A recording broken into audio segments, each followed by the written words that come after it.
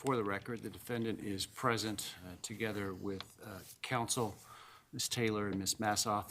The state is present and represented by Mr. Thompson, Mr. Nye, and Ms. Jennings. We are now going to hear argument from the parties on the Franks motions filed by the defense. That will include the Franks hearing that was held on the IGG issue, as well as the defense's proffer as to the rest of the Franks issues as to why the court should hold a hearing on those matters. We're holding an evidentiary hearing on those matters. Am I missing something we talked about? Your Honor, I may have missed it, but I thought we were offering argument on suppression IGG. Well, the suppression IGG, we can also argue that. I think it's wrapped up in the same issue. I thought we were going to Franks next. I did not. I apologize. Yeah. No preference over here, Your Honor. Well, do you want to argue suppression on IGG and then we can do the Franks? That's fine. I would need 5 minutes to get my Franks items ready. Let's do argument on the suppression of the IGG related matters, and then we can then hear the Frank stuff. That's fine. If that's what you're prepared to argue. Thank you. Go ahead.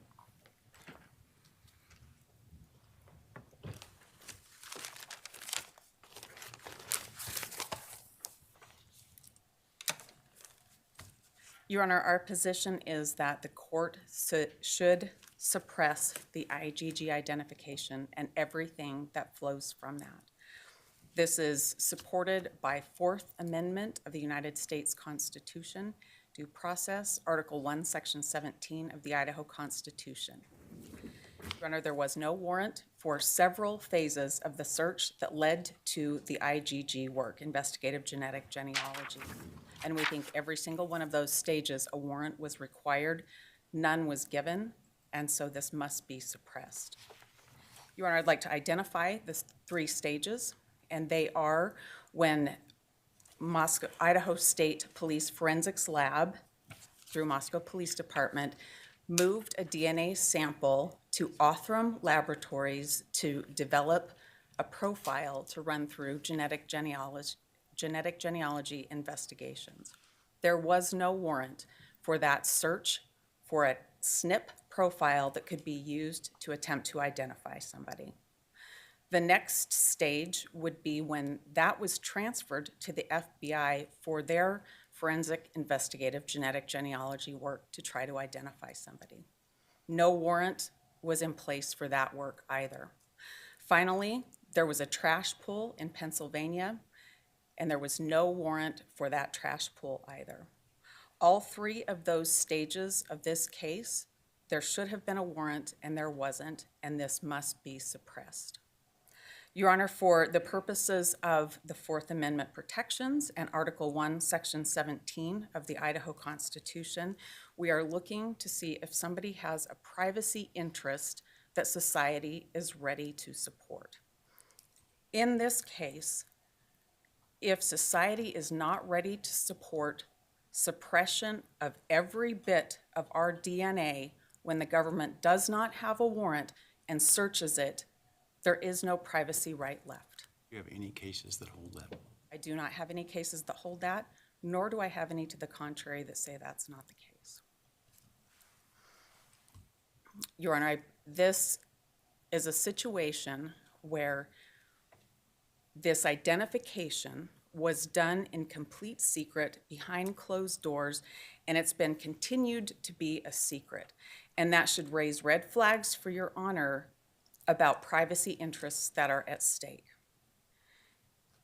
The court can see from the various affidavits in this case that there's a lot of things done that don't say how Mr. Kohberger was identified.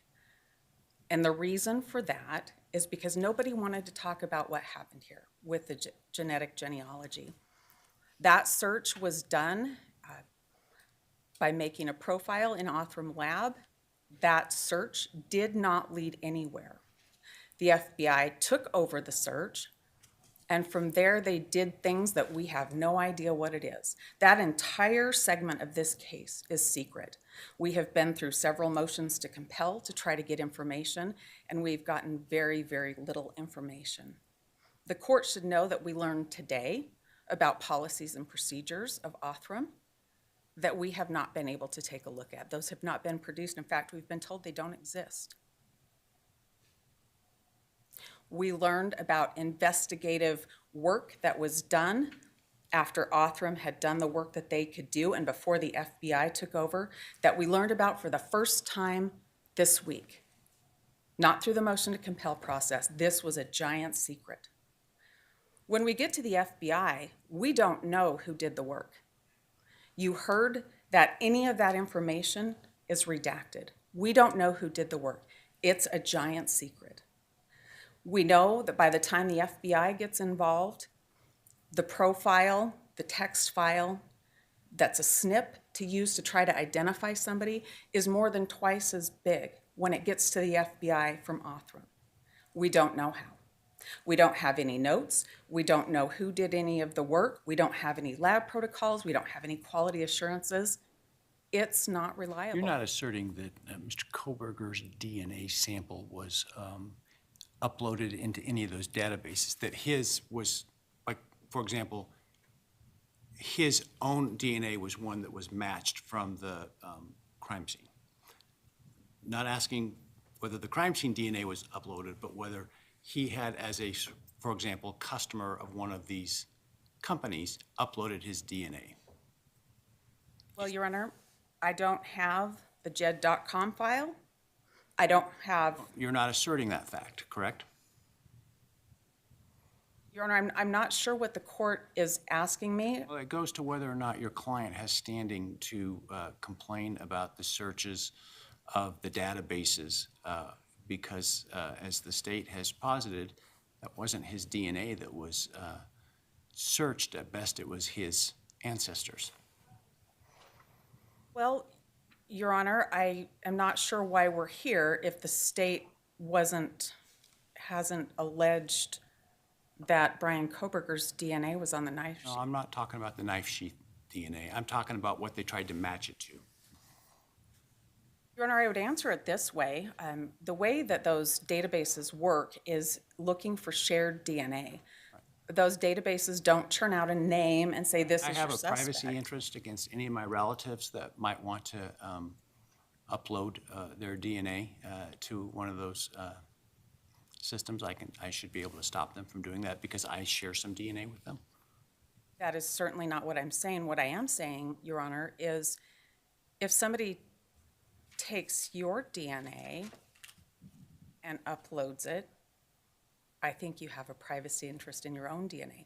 But not necessarily in, let's say my DNA is taken lawfully. What privacy interest do I have in the search of the DNA of others? That's a loaded question. Why is it a loaded question? Isn't it a factual question? Well, it is, Judge, but you're assuming that the DNA was taken lawfully, and our position. I agree that part is an assumption. In my hypothetical, I said my DNA was taken lawfully. Why would I have standing to object to the search of other people's DNA simply because I might share some genetic information with them because they are distantly related to me? Well, Your Honor, our position is that this work was not done lawfully, that it was unlawful, that there needed to be a warrant, that this was done outside of a warrant. And I'm not asserting on behalf of anybody else in this, any relative, anybody who might have been named or not named. This is about an identification process. It needed to be a lawful process. It wasn't a lawful process. It was in violation of Mr. Kohberger's rights. I don't know how he cannot. How was it in violation of his rights? Excuse me? How was it in violation of his rights? Well, Your Honor, he's been in custody You're for saying 2 that, years. I understand your position, which frankly is not well supported in the law, that if hypothetically here, he went to this crime scene, committed these murders, and left DNA on a piece of evidence, that he now has the ability to object to that evidence being searched for identification purposes. There's no case that suggests that, that concludes that. And it seems to me to be an extreme position to take in light of the case law, and I'm trying to understand how you get there. Well, I think Your Honor is asking me about things that I anticipated the state would argue, their abandonment theory, and I would remind the court that the Ross case said that abandonment is a knowing, intentional leaving of something, for one thing. For the other thing, I think that the court is asking me to take a position where it feels like burden shifting to me. No, I'm trying to understand the legal argument and how this is different from example from latent fingerprints. Well, Your Honor, I think that things like latent fingerprints and like CODIS, there's statutes about CODIS in Idaho, about what's allowed in CODIS. This is a different search. This isn't an STR search. That's what happens in CODIS. This is a different search. So I'm going now to, I'm sorry, the constitutionality of using the DNA that was allegedly on the knife sheath. And because I understand your argument is twofold. One, your client complains that a search was done of databases of other people to determine whether or not any of them might be related to the person who left the DNA on the knife sheath. That's thing one. Thing two is an objection to the law enforcement searching the DNA by testing it and getting a profile from the knife sheath without a warrant. My question goes to that latter point, understanding the basis for that, because I can't find any case law that would support that idea, that somehow a warrant would be needed for DNA left at a crime scene. Well, I think in our briefing, Your Honor, that we cited the court to some cases. I did, I think, one concurring opinion in a case that held otherwise. Your Honor, I was going to talk to the court about third-party data, and I was going to talk to the court about the Davis case that talked about something that the police lawfully had and a subsequent test, the Skinner case, when there's something that's lawfully held, but there's a subsequent test. So those are the things that I want to talk about. Okay. Our first point is it was an illegal search. And this is if search, the which search? Assumption. Which search? It was illegal. Well, first the snip at Othram, then the snip at the FBI, and then the trash pool. So you're talking about the DNA testing of the material left allegedly on the knife sheath.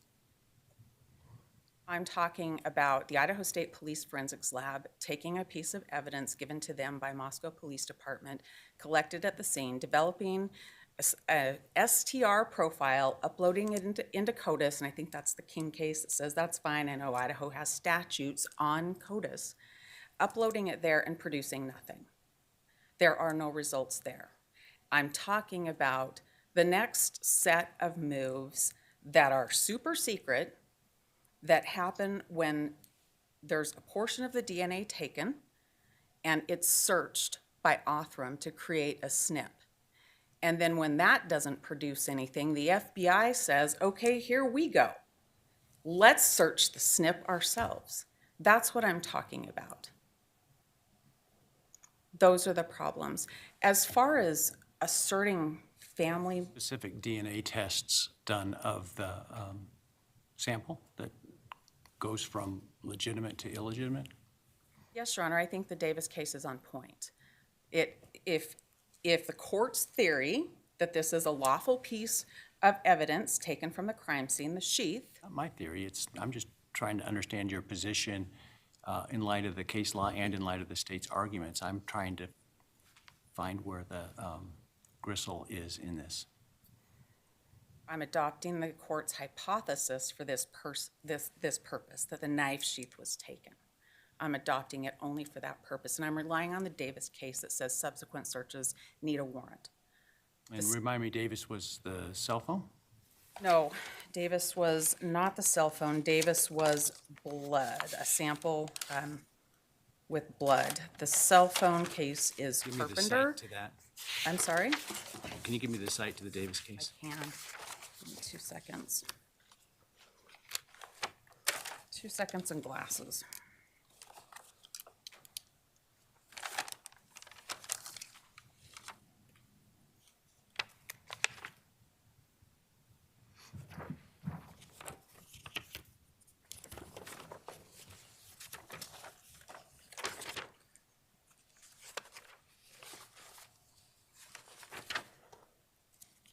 And I apologize because my memory tends to be fact-based and not name-based, and so that's my liability. Well, it's gonna take me just a second. I apologize.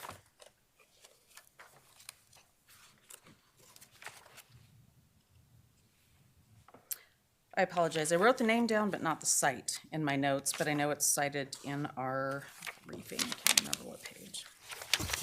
Ah, It is 690 F 3rd 226.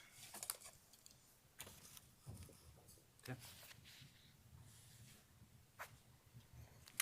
Go ahead. All right, and so those are the 3 areas that we believe that there should have been a search warrant and there wasn't. There is an expectation of privacy in one's DNA that society is willing to recognize. And I think I'd talked to the court a little bit about the things that happened in this case that were super secret. I think we'd gotten to the point where we were talking, and this goes to recognizing an expectation of privacy when there's all of this secrecy surrounding it. We had gotten to the FBI where the SNP profile was twice as big as that from Othram. And then the FBI went into databases that violate the Department of Justice interim policy. You heard a lot about that Department of Justice interim policy, and that policy it's on page 6 of that particular exhibit that the court has. It says that they're not to go into databases that aren't allowed. And they did that. The court has that in another exhibit. How's that a constitutional violation? Your Honor, it goes to privacy. Don't suppress for contractual violations or even statutory violations. I'm not suggesting that we do that. I'm suggesting that that's information that's pertinent to this court in making a very important decision as to whether somebody's Fourth Amendment rights were violated, as well as Article 1, Section 17 of the Idaho Constitution. The purpose of offering that information is because there's a policy, so there's a recognized expectation of privacy in what's contained in a SNP. In a SNP at all, there has to be a warrant to search these types of things, and there wasn't. There would be no need to have any policy if nobody cared about this. The court heard about the different IgG databases that changed their rules in terms of use after a different case used IgG to solve it because people don't expect to have their DNA searched. That was the point of my question about whether or not Mr. Kohberger's DNA was in any of those databases. In other words, did he submit his DNA and said, I don't want law enforcement to look at it? Your Honor, I don't think that that's the way the question should be looked at. I think the question should be looked at in the way that we always look at warrantless searches. Got to be a standing.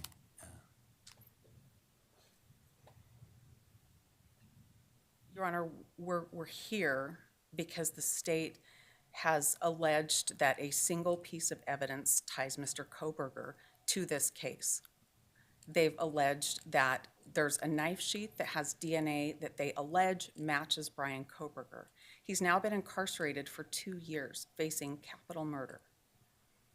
I'm not sure, unless we're shifting the burden to me, what else I can say. Well, you have a burden of showing that the items ought to be suppressed. This is a warrantless search. There's no justification for this search. Right. Assuming a warrant is required for this type of inquiry. Well, Your Honor, we think it is, and we think it is based on case law, third-party doctrine case law, that's Carpenter. Thinking about cell phones, that's the Riley case. If you have a cell phone that gets taken at an arrest out of a car, a subsequent warrant to search the cell phone is required. So we think a warrant was required for these subsequent searches, and there was no warrant in this case. There's an expectation of privacy. I struggle with,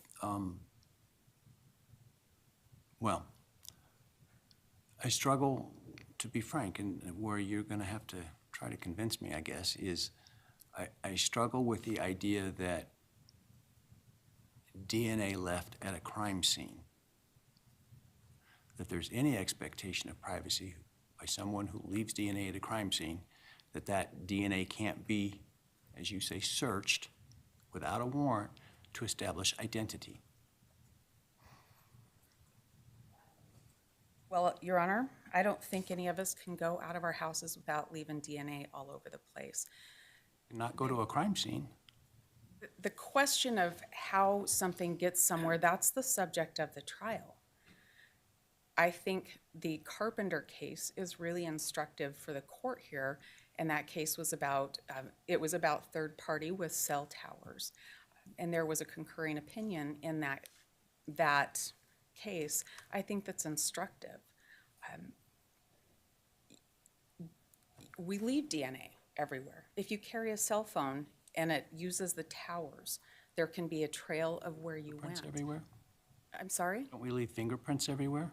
We do leave fingerprints everywhere, but I would say, Your Honor, that things like your movements, cell towers, the contents of your cell phone, those are really personal things. That's how you carry out your business. That's how you go, you drive your car to go to the doctor. Your cell phone's heading on those towers. DNA is even more personal than that. The tests are so different than they used to be now. It can pick up all kinds of information. It takes very little DNA. DNA lives on surfaces a lot longer than fingerprints live on surfaces. So without more, they're not much of an indication of anything. There's a warrant requirement to protect people from unreasonable searches, and that's what we're asserting here. There's so much information contained in your DNA, and you can't stop from shedding that when you go out of your house. None of us can. To be able to have that searched without a warrant could put anybody in jeopardy. There's no privacy left if that's going to be the standard. You put it in public so it can be searched. That can't be the standard. That would erode the Fourth Amendment. Our position is that there is an expectation of privacy that society is willing to accept. Our position is that there's case law that supports this. Maybe not exactly directly on point, but the court talked about one of the cases that we cited that's similar. It's out of Washington. In that case, it keyed on whether the database was a voluntary, law enforcement can search this or not. In this situation, that's not the case. You know from the exhibit you have and from the testimony that you heard that the FBI went into 2 databases that they weren't permitted to search. So if the court wants to go clear to that extreme, and the court shouldn't, the court should look at the Fourth Amendment. The court should look at expectation of privacy. The court should look at the 3 places there was a warrant required and it wasn't given. But if the court wants to go all the way down to whether or not there was a database searched where the people consented to have their DNA searched, our case is different. The FBI went into 2 other databases and searched those. There was nothing else happening until that happened. And it's instructive, I think, and important for the court to think about how secretive this all was. We are months from trial, and we are learning things about how the government identified Bryan today in open court when we've asked for those things. There's a reason why there's so much secrecy. That's because there's a violation of privacy rights. That's why there's so much secrecy. Your Honor, this is an extremely important motion, and the court is going to decide whether we do have any expectation of privacy left or not. The IGG evidence in this case should absolutely be suppressed.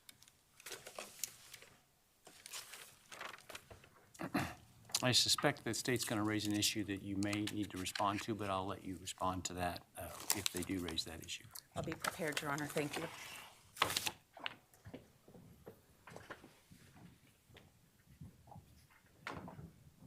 Thank you, Your Honor. Why should I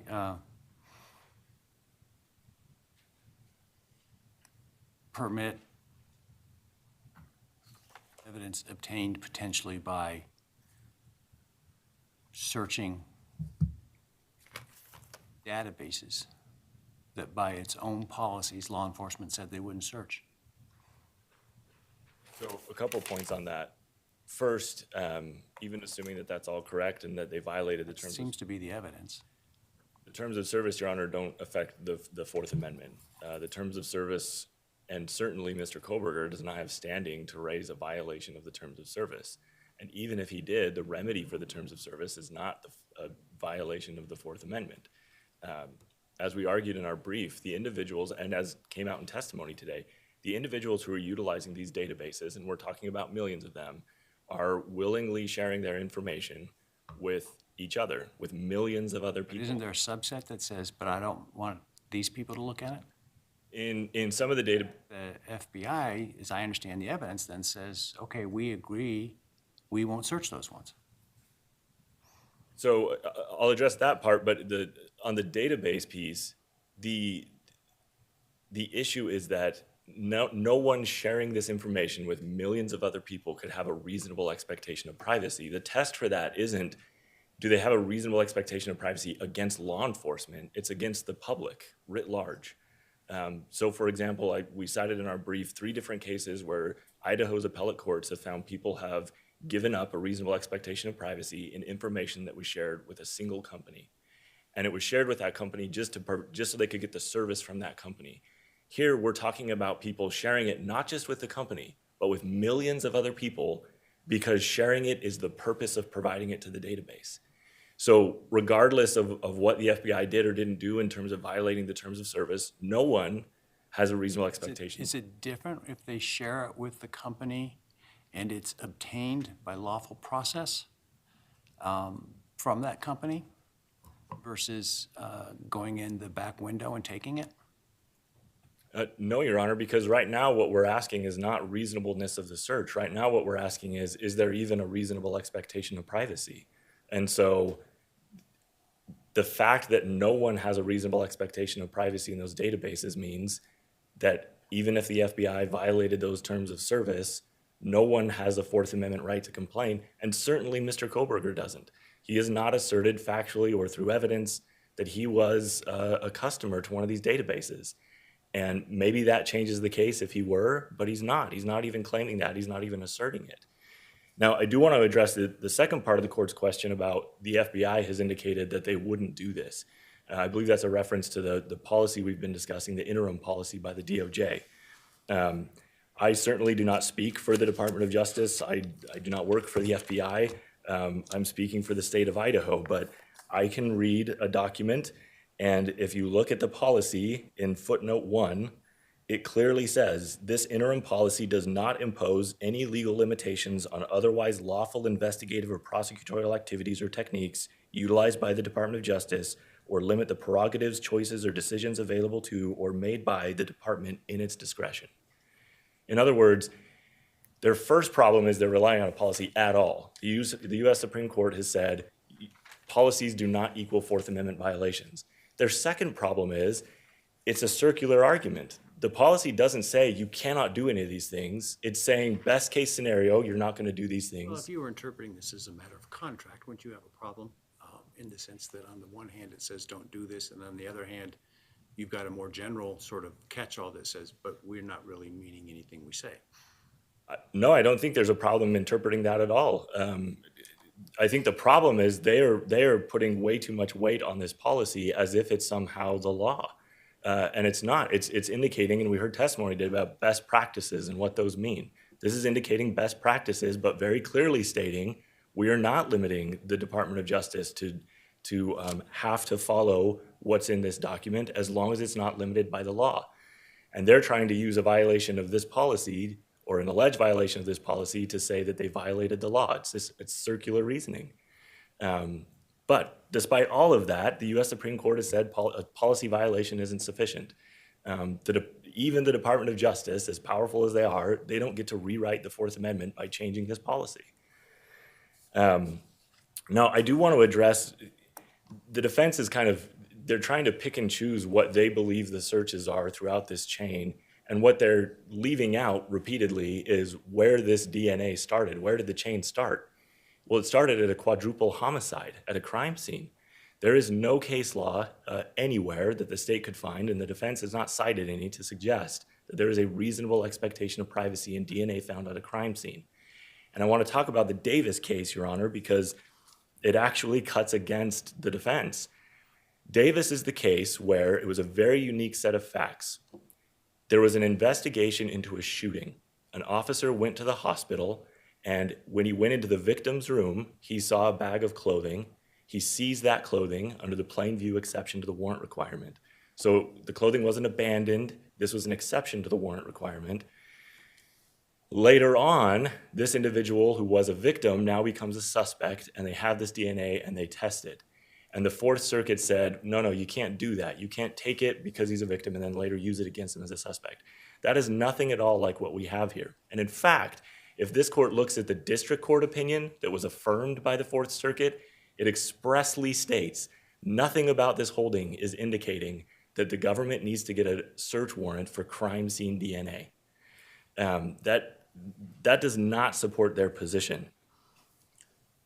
The Achilles heel in their entire chain argument here is that there is no case anywhere that suggests that a DNA analysis restores a reasonable expectation of privacy. So in the Davis case, no one lost their reasonable expectation of privacy. It was seized pursuant to the plain view doctrine. The other case that they're relying on is that recent Supreme Court decision from Arizona. They attached it to their reply. That case is similar to Davis in that the DNA was collected from someone who consented to it under a statutory framework because they had to provide 2 vials of blood so it could be tested for alcohol and drugs. Again, that case would have come out differently had the 2 vials of blood been found at a quadruple homicide. That is a pretty big factor in deciding whether or not someone has a reasonable expectation of privacy. In Idaho, while this specific issue has not been addressed by the appellate courts have told us what to look for when you're talking about a reasonable expectation of privacy. And it's things like ownership, possession, control, ability to regulate access. Mr. Kohberger had none of those things with respect to the DNA on the knife sheath. We are talking about not just a crime scene, not just a murder scene. We're talking about a murder scene in a house to which he has asserted no connection whatsoever, 4 victims to which he has asserted no connection whatsoever. We're not just talking about his DNA happened to be found in, a dresser drawer or something. It was found on a knife sheath where 4 people were killed by a knife. This is as crime scene as it gets. And that's where the DNA was found, and they can't cite any case law whatsoever. And so they try and just ignore that and skip over it and say, well, let's just talk about the DNA analysis. The other problem they have, as this court questions indicated, is the analysis that was done in this case, as we heard the evidence today, is not something that revealed a bunch of private medical information.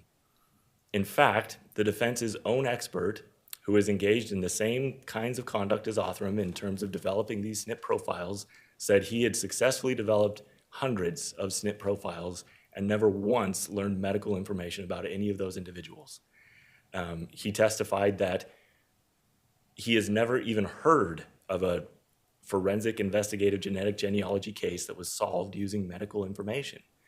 And in fact, and I wrote this down when I asked him what he would need to do to learn medical information from those SNPs, he said, quote, "It would be a lot of research."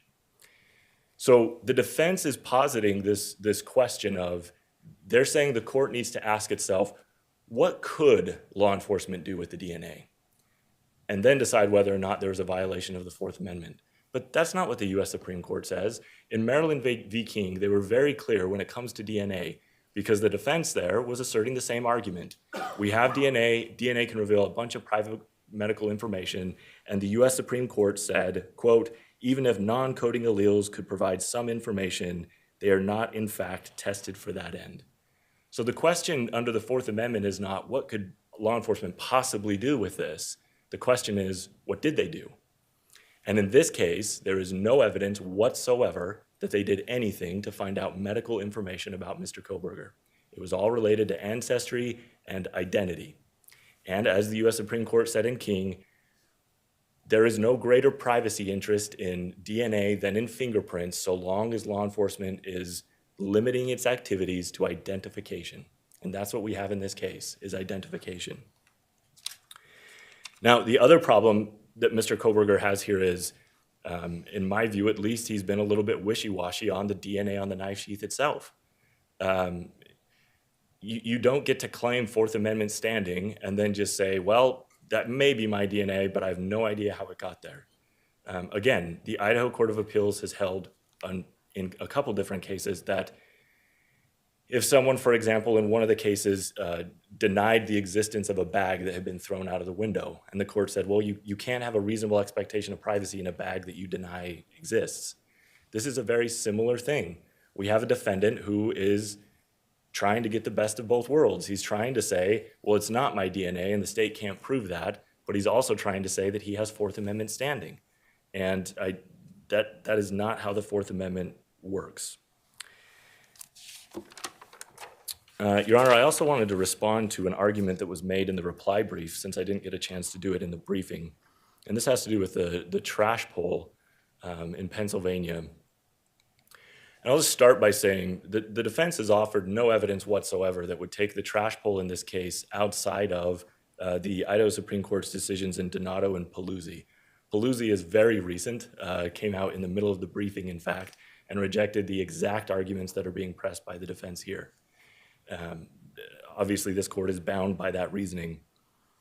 When the state pointed that out in their response brief, in the reply, the defense made an assertion that this case is different because the documents the state has provided are not clear on where the garbage cans were located, and that maybe the officers went up onto the driveway instead of collecting them from the street. Trash company collected it. Correct. I'm sorry, Your Honor, I misspoke. The trash company collected them on behalf of the officers. They just did the regular pickup, I thought. And Correct. pulled over after they got out of the neighborhood and said, here's what we grabbed. Well, I do believe it was prearranged with the FBI for them to do that. But my point is just, I do think it's telling that they didn't provide the court with these documents that they believe are not clear. And I looked them up to make sure that they were. And in fact, there is an FBI report that was disclosed in discovery that details that the garbage cans were at the end of the driveway, at the end of the property. And at the end, it says, see video. And there was a video disclosed in discovery where you can see the officer's body cam as he drives by the house shortly before they look in the garbage cans. And they're in the exact place you would expect garbage cans to be when they're out for collection. So they, of course, have the burden of establishing a search. They haven't presented any evidence to that. It's not sufficient for them to stand up here and say, well, it's just not clear. Which brings me to my final point, and that is Ms. Taylor continues to say there was a lot of secretive stuff happening in this case. That is not sufficient to satisfy their burden that there was a search, that someone had a reasonable expectation of privacy. When you have the burden, you have to present evidence. You don't get to just stand up and say, well, it was very secretive. I will note in this case, as the court may be familiar with it, as it's probably read back through the record, the defense in this case has gotten a lot more information than many defendants in other states who have, where there's been an IGG investigation, because the majority of courts have found this isn't really relevant information. It's just a tip. Now, it is what it is in this case, and we, of course, complied with all the court's orders and provided the information, but there's not a lot of information, not because it's secretive, but because it's just not our case. It's not what we're focused on. It's not the evidence we plan on using at trial. And yes, IGG was used in this case, and yes, it did point to the defendant. But the fact that that happened doesn't mean that there was a violation of the Fourth Amendment. Unless the court has any questions, we'd ask you to deny the motion to suppress. If the FBI in fact violated the Fourth Amendment rights of Mr. Kohberger, you would agree the state is burdened by that? That's a great way of putting it, Your Honor. Yes, the state would be burdened by that. Yes.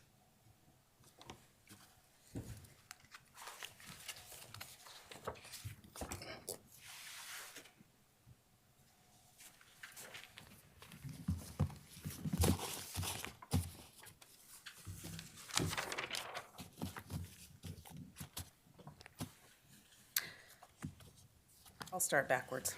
I will answer the court's question that the court posed to Mr. Nye. The state is burdened by what the FBI did here.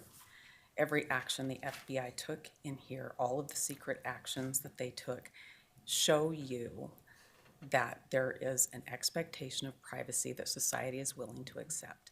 They didn't want anybody to know what they're doing. It is interesting to hear that discovery requests and motions to compel and orders have been complied with when I've learned at least 3 new things in the course of preparing for this hearing and being at this hearing so far today. That's a surprise to me. So I wanted to say that, and I want to go back to the trash pool. And I want you to know, when you consider this, that that particular area had an ordinance that trash had. Supreme Court reject that argument very recently. Your Honor, they might have, but that ordinance isn't all. I was starting with the ordinance, that it has to be collected by a trash collector, that a certain trash collector, and that you have to put your trash out too. In that circumstance, the FBI worked with the trash collector and had them go just to get that trash and then take that trash somewhere else too. And those are some extra actions that the FBI took in this particular case that changed that. How does that change the analysis? Well, Your Honor, I think that it changes The expectation of privacy is lost when you put it in the trash can to be taken away, per the Supreme Court's opinion, even if it's a well-regulated neighborhood by ordinance that says when and where you have to put your trash. Well, Your Honor, I think that there is an expectation of privacy when you have to comply, you have to put your trash out in that particular manner. Not the case. Unless You're saying the Supreme Court was wrong, the Idaho Supreme Court was wrong, and you're reserving that for a later higher appellate court, that's fine. Your Honor, I may not always agree with the Idaho Supreme Court on everything. But I have to follow what they say. But I have to make a record when I don't agree. I appreciate with that. I'm what's just trying happened. to make sure we're talking about the same thing here. And I have to distinguish the case as best I can as well. And I think it is different when you have the FBI telling the trash man what to do. So, I'll move on to something else. I want to talk about now where Mr. Nice started, that Department of Justice interim policy, and he read you the first footnote. And I would just direct the court to pages 6 and 7 in that. And that is that the FBI is not to search databases that they're not allowed to. In this case, the 2 of the 4 that they did. And the next page talks about the things that have to be kept in case there's a prosecution case. The prosecutor talked to you about, well, this is a tip. This is just a tip. It's like an informant. And it's thought of in this Department of Justice policy as more if they're told to keep things in case there's a prosecution case. And so that should be considered when you're considering the entire picture that we have here in light of the amount of secrecy that happened here. That takes it out of being a tip, it takes it out of being a lead in the case. I would remind the court, I'm sure the court knows pretty well when we're talking about confidential informants and that type of law, you have to have some reliability. And there should be a big question here about how reliable this is, how reliable whatever it was the FBI did to develop this profile with the rest of the secret things that they did in this case and their willingness to violate their own policy. I'm certainly not suggesting that this court create a new Fourth Amendment right based on violation of Department of Justice policy, but I'm saying you should look at that and consider that when you're thinking about what the FBI did here and how credible this informant was, how credible this lead was in this particular case. That's fair for you to consider just like you would in any other confidential informant type of case. I would like to distinguish what we have here with our subsequent search. I talked a lot about that before. I won't go too far on that. This is a second search and a third search if we're just focusing on the two SNP files. These are extra searches that happen after the initial search is done and the STR profile is developed and it goes into the CODIS database. This is completely different and a SNP is different. You heard a lot of testimony about how this is sort of new and evolving technology and the standards that apply are catching up and there's best practices. You heard a lot about that today. So I don't think we can just say, well, if CODIS is fine, this is fine. It's not the same at all. There is a ton of information. It's your whole genome that gets profiled. Maybe the SNP that uploads into MyHeritage, which it shouldn't have, maybe that SNP doesn't tell you certain things about a health profile, but the potentiality is there in the SNP profile. For $12, you can upload that profile and find out all kinds of personal health information. It's the potentiality of that, and that's the Carpenter case that talked about the potentiality of that. People have an absolute privacy interest in their health matters. Idaho has a couple of different laws on the books. It has the family DNA law on the books. And think about HIPAA. I mean, we all have to sign those forms every time we go to the doctor if we want anything released to our surgeon. Health matters are important. If you can upload one of these profiles for $12 and find out all kinds of information, how is that not a Fourth Amendment issue? That's what that SNP profile can do, and that was done twice without a warrant in this case, and there should have been a warrant. It violates Fourth Amendment rights, Article 1, Section 17 rights, and this must be suppressed. Thank you. All right, the matter will be taken under advisement. Let's proceed with the Frank's argument on the IGG and the Frank's proffer more generally. Or did I get it wrong again? Your Honor, I'm prepared to do that. I would request that the court maybe give me 5 minutes. I have All right, different things. we'll take 5. Thank you. Back in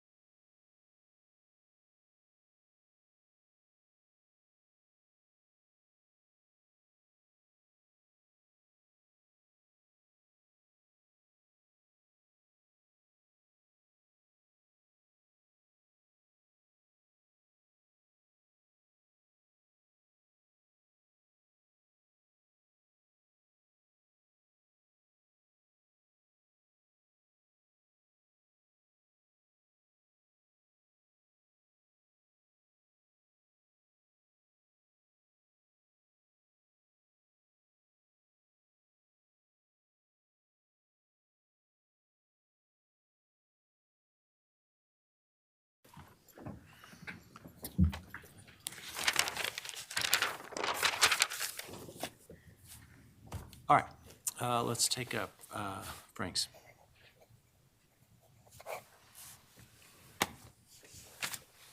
Your Honor, I think on the court's bench, there was a document placed, so What, it had initials to Oh, comply thank you. with the court's. appreciate it. All right. Your Honor, the purpose we're here for today is to offer you a preliminary showing of why we should have a Frank's hearing. To do that, we will show you that in this circumstance, the affidavits that supported search warrants in this case had false information in them that was intentionally placed there. There was intentional omissions of information that are material and exculpatory to Mr. Kohberger, and without the false statements and with the added information in, probable cause on the warrants should not be found. Today, I'm asking you to listen to what we have to say, look at the exhibits that have been admitted, and I'll walk through those with you to talk about the 13 areas. And at the end of this hearing, we will have met the preliminary showing required in order to schedule a Frank's hearing and fully challenge this. With the exception of the IGG, which I think we've already heard the evidence on, so. We did hear the evidence, Your Honor, and I will not repeat that evidence. I'll argue from that today. My only point being that's not in the preliminary stage that all the other issues are on. Okay. Well, I'll try to hit that as hard as I can then. Your Honor, in this case, there were a lot of search warrants. I'm going to draw the court's attention to those beginning on December 23rd.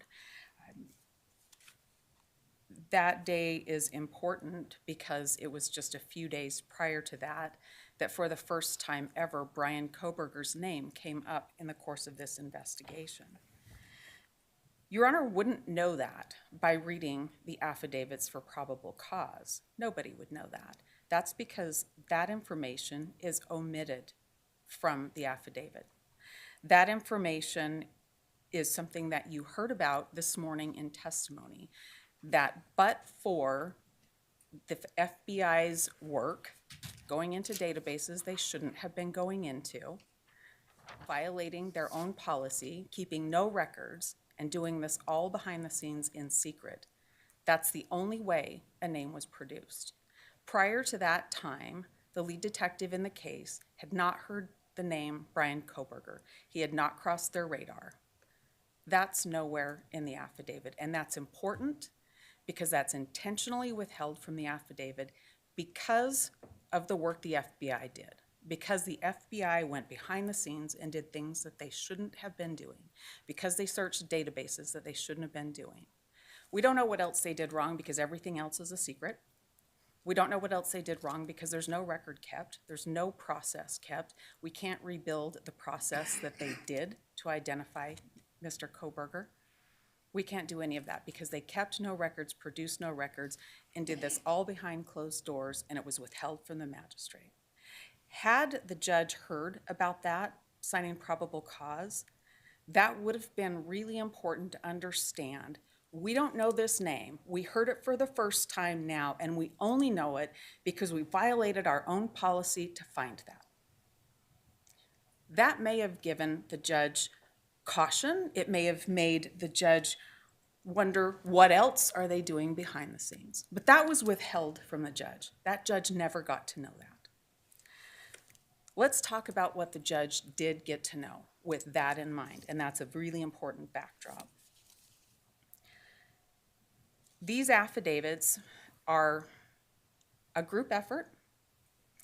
I think the court's heard a little bit about that, and if the court has some of the initial exhibits, the court will know, and I'm at D2.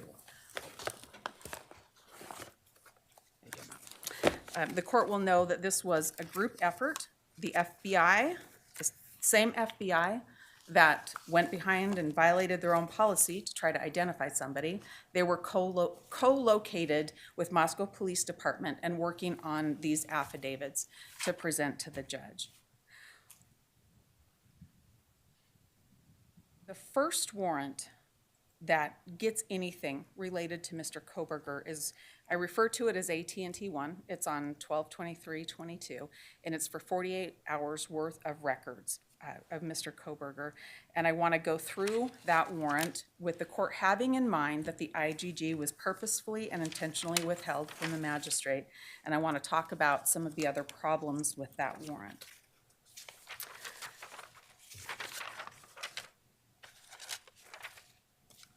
This probable cause affidavit talks about an interview they had where the person that was interviewed said that she heard things and saw things within her house.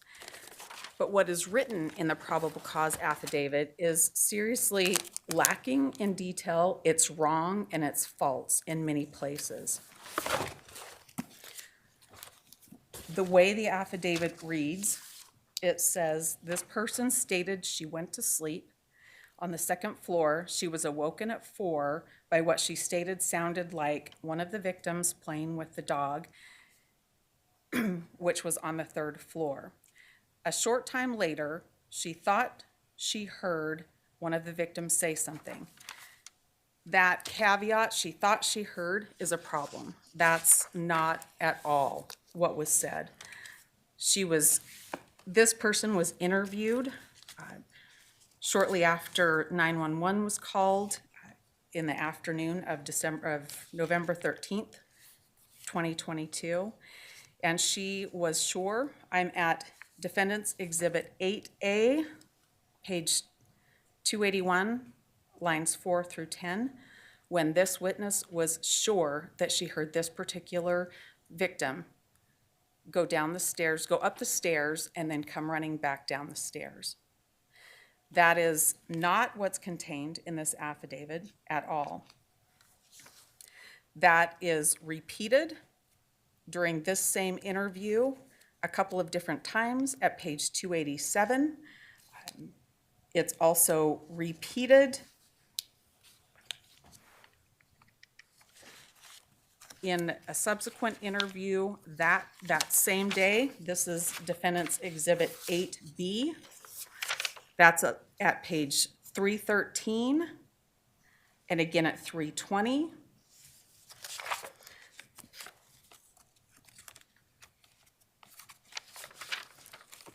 And I've got one more of these where this is repeated.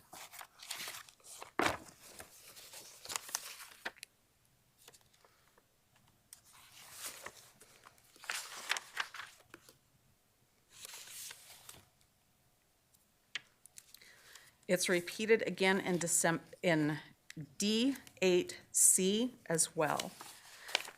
That is important because that's misleading to the judge. That waters down what was said, and that matters in the probable cause affidavit because the officers, when they wrote this, knew that wasn't the case. They knew this particular person that DM said was upright and running down the stairs, that's not what happened. That person was killed in the bed and never left the bed.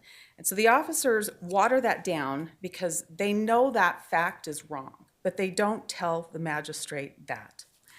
They also don't tell the magistrate that this witness has claimed memory problems, that this witness has claimed that she's not sure what she heard or saw was real or whether it was at a dream, and that is contained in Defendant's 8C, and that's going to be beginning at page 396, 398, 399, 403. There's further statements from that witness in that police interview that said that she had had too much to drink and couldn't remember. None of that is given to the magistrate. That is information that's withheld. That's credibility of the person telling law enforcement these things, and the magistrate had a right to know that whatever is laid out in here isn't exactly the way it was. That person had credibility issues, and she said things that were just absolutely untrue and couldn't have been true. Law enforcement knew that. That was intentionally withheld from the magistrate. That matters when we're talking about credibility and sets this whole thing into motion. Your Honor, the next part of the affidavit talks about what they have determined to be suspect vehicle number 1. And it trails a path of pieced together cameras. But what they don't tell the magistrate is that the camera near the residence, the 1112 King Road camera near 1122 King Road, you can't tell what kind of car it is. They don't tell the magistrate that that's an impossible car, that their expert can't make an identification off that. They don't tell the magistrate that this is pieced together from various other videos throughout the area. That's withheld from the magistrate. That's important information when you tell a magistrate, we found this car doing this thing, and we know what it is that's around this particular area. The next issue is the year of the car.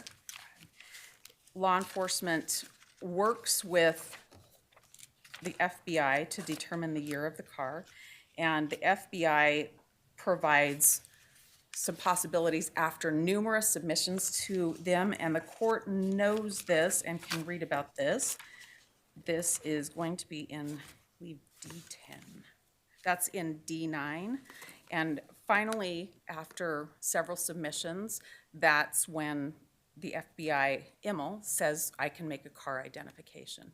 The issue with that that's not disclosed to the magistrate is that car appears one time on one video and not any of the others that they try to say are the path. It's not, let me see if I can say this right.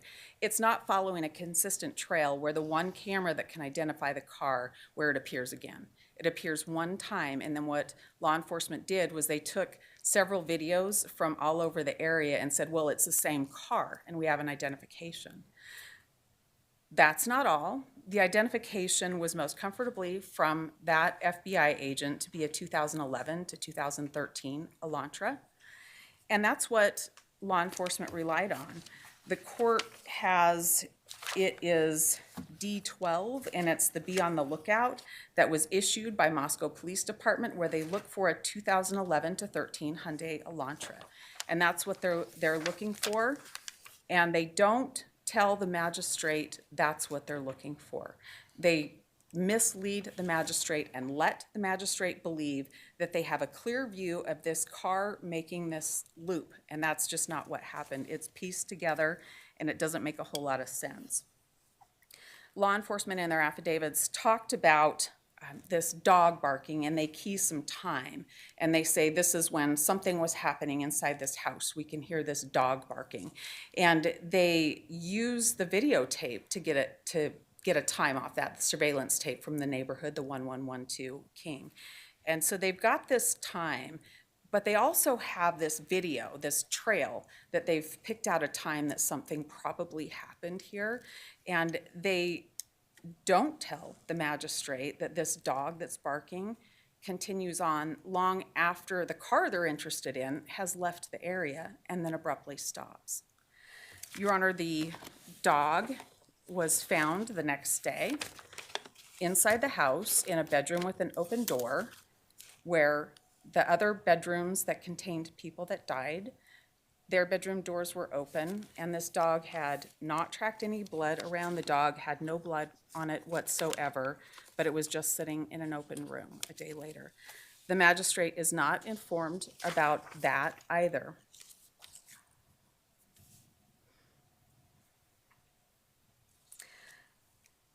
Then the police department goes through maneuvers to tell the magistrate that they did this investigation. They talk about a traffic stop, 2 traffic stops actually, and there's no connector in there. This is where the lack of the IGG becomes really important. If you know about the IGG, you know why that would be built. Otherwise, 2 random traffic stops months ago in pretty populated areas with a lot of college kids really doesn't add up to be an investigation. But those are put in there to try to bolster up this investigation and say it was something that it wasn't.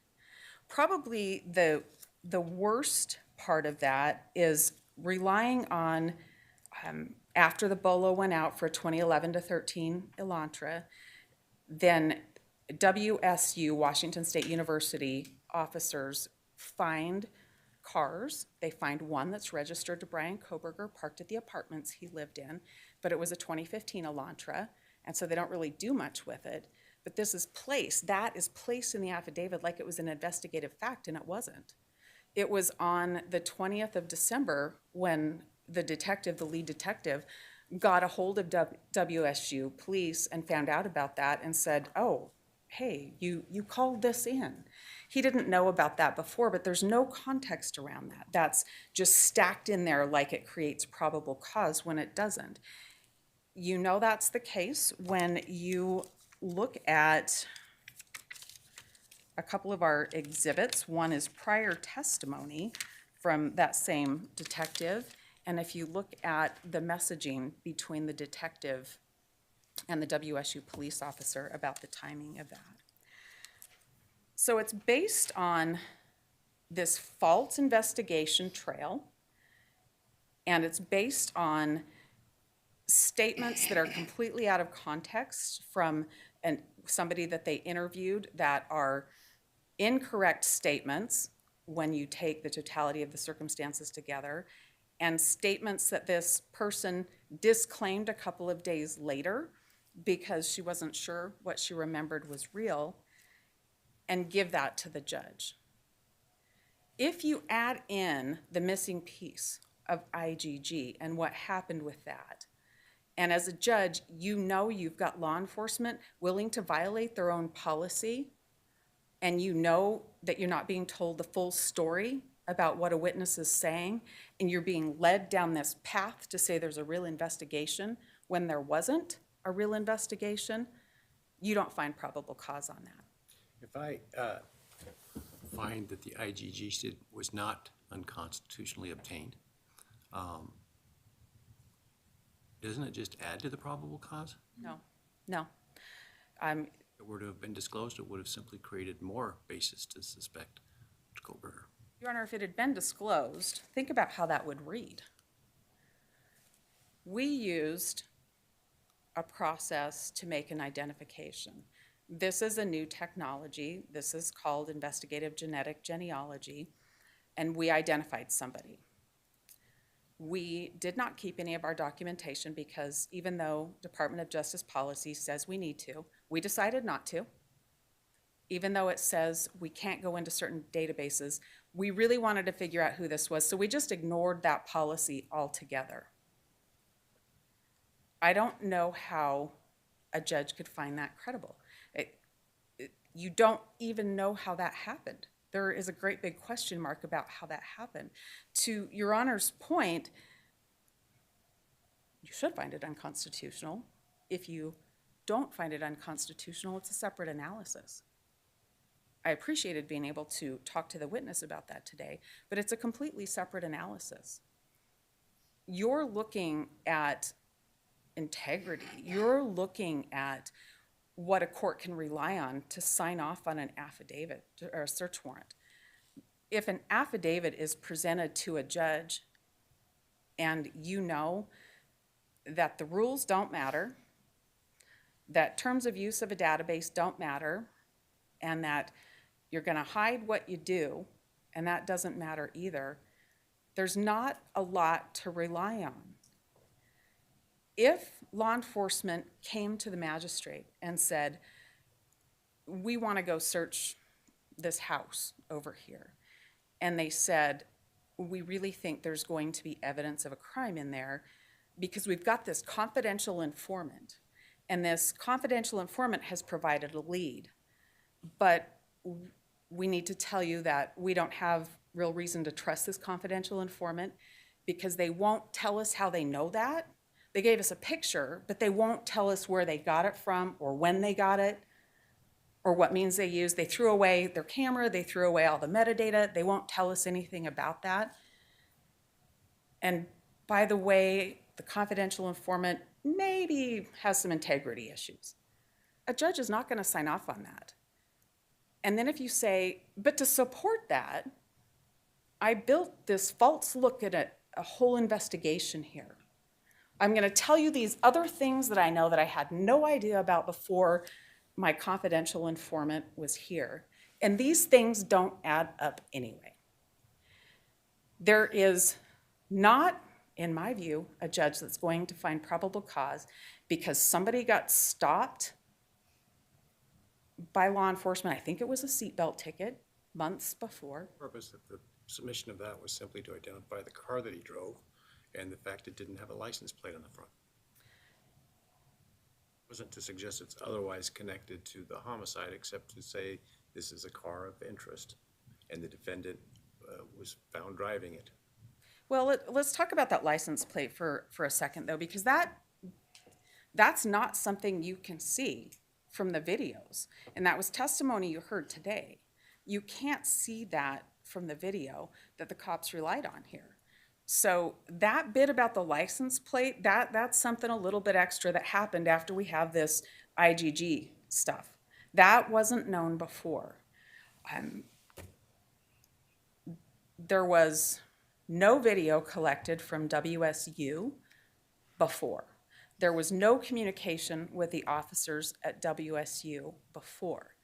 So before the identification through IGG. I'm just not tracking why that matters, but go ahead.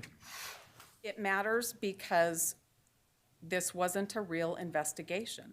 These are things that are put in there to make it look like an investigation happened, to say, don't look here at this big glaring thing that's missing, this whole piece about why we identified him. Don't look here. We don't want you to look here because this is ugly, this is dirty, and this isn't real.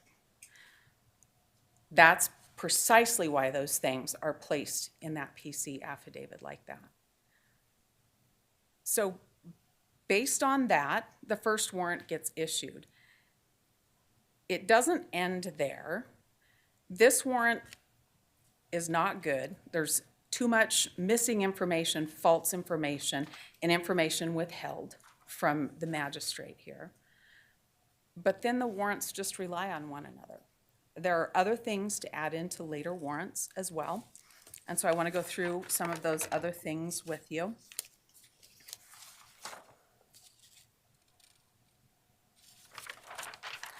I do want to comment on the affidavits being used by a variety of officers. I understand the collective knowledge doctrine, but that's not what is going on here. You have an affidavit that sometimes Moscow police attribute it to the person that really wrote it, but quite often it's just the name taken off, and who claims to have done the work is whoever signed the bottom of it, and it can't be the same. So it's not quite the same thing, and that matters as well. But let's talk about the second warrant. The second warrant is also AT&T. The first one comes in, and an hour later, they say they have all this data analyzed, and they say they now need 6 months worth of phone records for Bryan Kohberger's phone.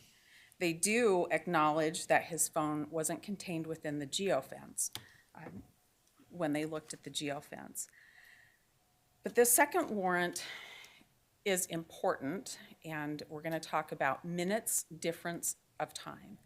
In the first AT&T warrant, in that affidavit, the police officer talks about 2:42 a.m. that WSU cameras, because they start looking at WSU cameras after the IGG identification, they find a white car that they say is an Elantra at 2:42. So they get the phone records, and then it becomes 2:44 that they say Mr. Kohberger's leaving his residence, 2:44 a.m.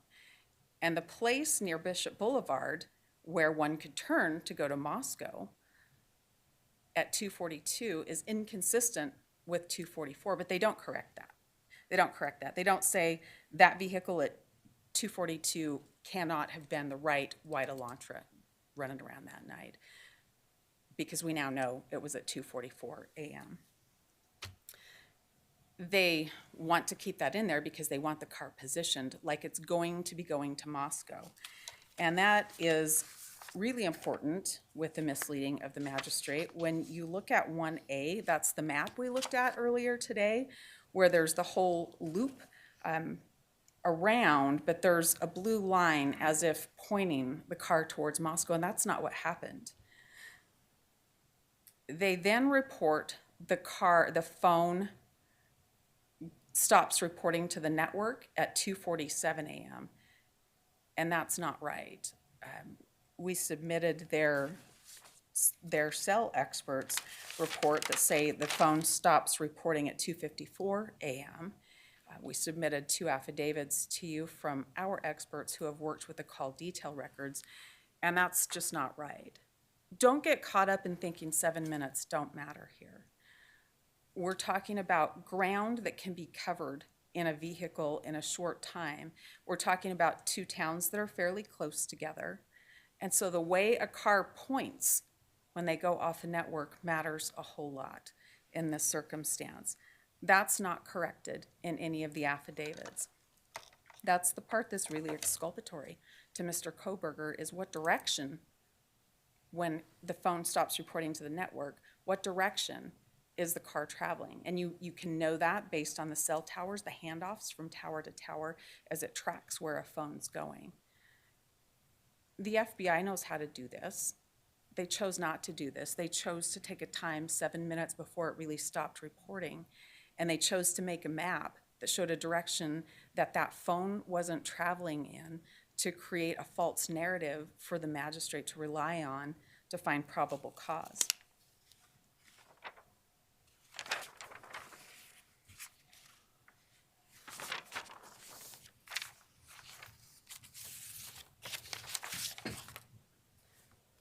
Your Honor, I draw the court's attention to D7 and 8. Those are the affidavits from the defense experts. Their CVs are in D28.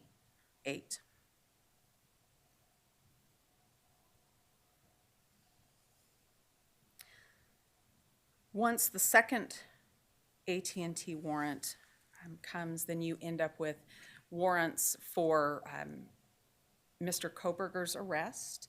You end up with warrants for DNA samples to be taken, warrants for the search of his apartment, the search of his car, the search of his parents' house. Those are the warrants that are next implied in that. Here, what's added to that set of affidavits is the paragraph that talks about Mr. Kohberger's phone using a tower that provides service to 1122 King on a number of occasions. The PC affidavit says 12.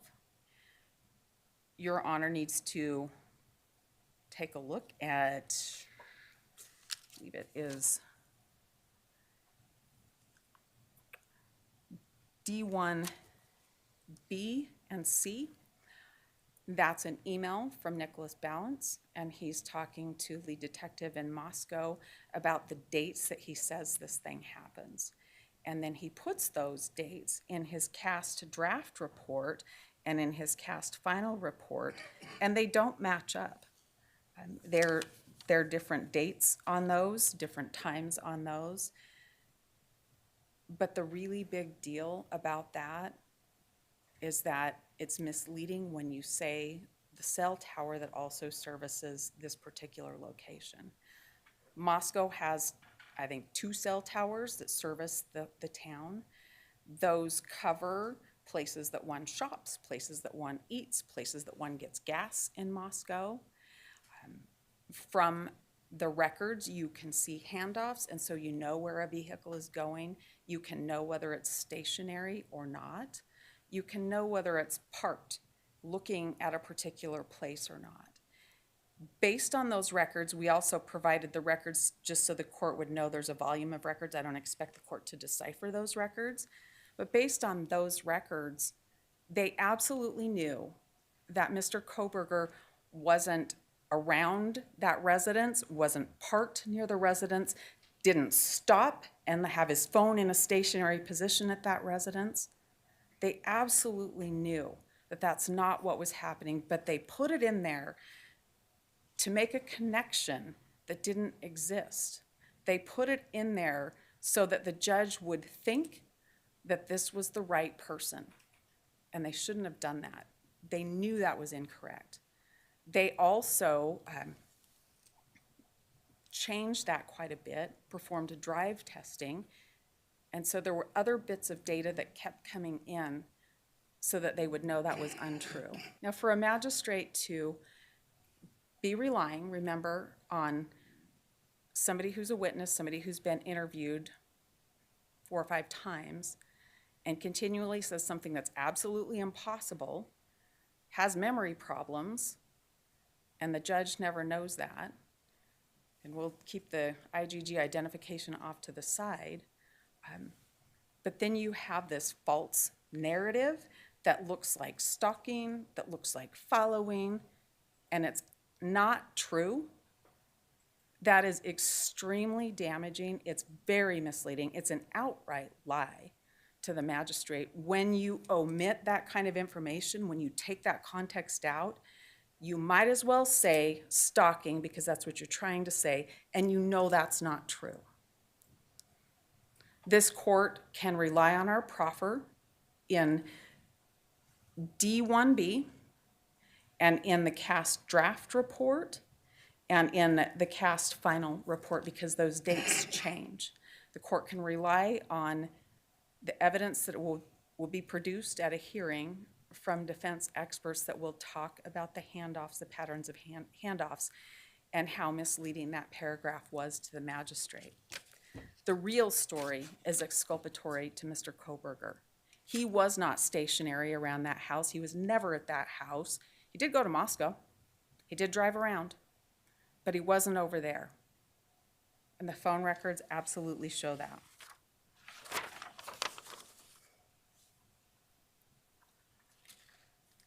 We'll move forward to the set of warrants that come a little bit later in February, March, April. I'm talking about Amazon, Google, Apple, those kinds of warrants that come later. Here's what is left out of all of those warrants.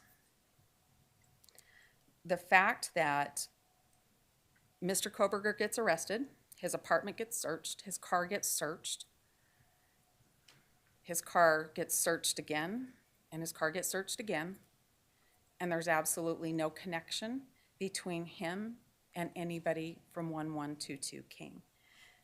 And what I mean by that is that there's no blood in his car. There's no He wasn't connected to that house, to the people in the house. Your Honor, I'm Maybe I'm thinking of a different date for the AT&T. I thought, not the cell tower stuff. Are you still talking about the cell tower stuff? No, I mean, that stuff applies to every single warrant we have, because that was I thought you early. transitioned to warrants that were obtained after the arrest. I did. Yeah, and by the time of the arrest, they had a direct DNA connection.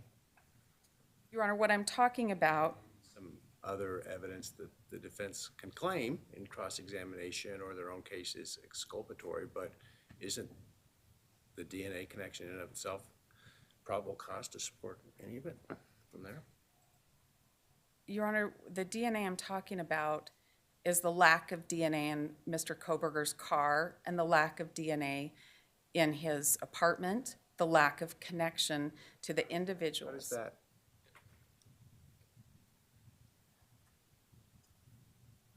Even if disclosed, preclude a finding of probable cause when there's a DNA match between the DNA and the sheath in Mr. Kohberger. Isn't that probable cause every day and twice on Sunday? Not in this context. Not in this context, because of the IGG work, because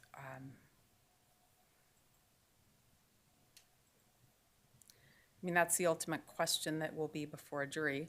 What does that mean, right? What does a knife sheath at a scene mean? That's going to be the ultimate question. Killed by a knife, it probably means a lot. It might mean a lot. Probable cause is not a proof beyond a reasonable doubt standard. There's probable cause to think that this person might have done it.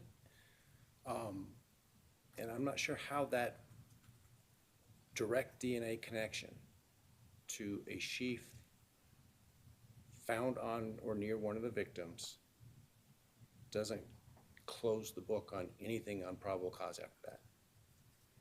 Well, I think it doesn't close the door on probable cause. I think when you know the other factual information that the magistrate should have known, I think that there's a lot of pause even at a probable cause level, Judge. This was information withheld from the magistrate, and I'm talking about, let's just go with the car. Let's just go with, I understand the lack of evidence of DNA material or other victim-related material in the car and in his apartment as asserted, but I'm not sure how that precludes probable cause when there's a direct DNA match. There's plenty of reasons that that might be the case. When a magistrate's looking at this, they have a direct DNA match to a person from a object associated, likely associated with a murder weapon. I have not yet a magistrate would not find that probable cause. if the magistrate had the other facts, I think the magistrate would have some serious concerns and would not find probable cause. Your Honor, the vehicle, and I know the court knows what I'm going to say, there's not DNA in that vehicle that was brought out from a crime scene. This absolutely matters, Your Honor. If you want to go to the state's theory, right, with their videos that they've talked about, that they told the magistrate about, that this is the video, this is what matters, it parks at this certain time, it leaves at this certain time. If you want to go to that, there's about 13 minutes of time, right? 13 minutes between the last time you see the car and the next time you see the car on the video. And if you end up with a car that's searched, and I mean searched and taken apart, the brake is taken apart, the gear shift is taken apart, the key fob is checked, there's no blood on any of that, none. The steering wheel, there's some kind of spray all over the interior of the car to check for it. There's no blood. I think that there's context that the magistrate should have known that's absolutely exculpatory to Mr. Kohberger, and it matters a whole lot. I'm not saying it's not potentially exculpatory. I'm just saying I'm not sure how knowing that in light of a positive DNA connection would trump, would cause any magistrate to say, well, okay, I guess there's no probable cause here because you couldn't find other connection to forensic evidence, when there are other things in the affidavit that, or affidavits at that point, that could explain that, including the use of covering clothing and covering gloves and all that that could be put into a bag real quick on the way out that was in one of the affidavits. I guess, and I don't intend to argue with you about it, I mean, I understand your other arguments, but when you get to once they have the actual DNA, evidentiary DNA, it seems to me that it's an uphill battle to say there's not probable cause at that point. Well, Your Honor should never get to that question, but I'm going to answer it for you. But you should never get to that question because you should have already found that AT&T 1 and AT&T 2 were terrible, and there's no probable cause for those, and they just build on each other. So you should find that the very first one lacked probable cause, and then everything else does as well. But let me answer your question there. If the magistrate judge had been told there's unknown male B in blood in the house attached to the handrail, that might have made more of a difference to her. Maybe a sheath that can be carried to the house and blood in the house that's not the same, maybe that matters. And then maybe the car being completely empty of any blood DNA connection, maybe that matters a little bit more. Maybe it, Well, I'm just not sure why it matters for probable cause, but I think we're talking over each other, so I'll let you just go on. okay. I don't think probable cause is in a vacuum. I think probable cause isn't one thing. I hope it's not one thing. I hope there has to be a little bit more than one thing, especially when you've got another thing that's the same as the one thing. Well, I said I wouldn't do this, but I'm going to do it anyway, because you brought up blood DNA of an unknown individual that was found, I think, on the handrail. Yes. Doesn't that necessarily not exclude Mr. Kohberger? What it may do is suggest there might be a potential other person in addition involved, if you assume that that blood was related to the victims and not some earlier event in the house. If, what the court is saying is exactly why the magistrate needed to know that. Is there another explanation here? I've got this sheath, but there are all these other things that if I know about them, matter. What's the other explanation? What's going on with this investigation? What's happening here? That's exactly the point, Your Honor. What other explanation is there? The magistrate wasn't given a chance to ask that. She wasn't given a chance to ask that when she wasn't told about unknown male B, blood on the handrail. She wasn't given a chance to ask about that when she wasn't told about unknown male D, blood on a glove right outside the residence. She wasn't given a chance to ask any of those questions. She didn't know that Bryan's car and the court's question, good question, what does that mean? Could it mean there's more than one person? The answer to that is, or it could mean it's not Bryan because his car's got nothing in it and there were only 13 minutes to do this. The magistrate didn't get to know that. In fact, his DNA is still on the knife sheath, though. That's the problem, counsel, for probable cause purposes. If that's the only thing she's told, I can see why she'd find probable cause. It's these other things that are withheld that create a context around it.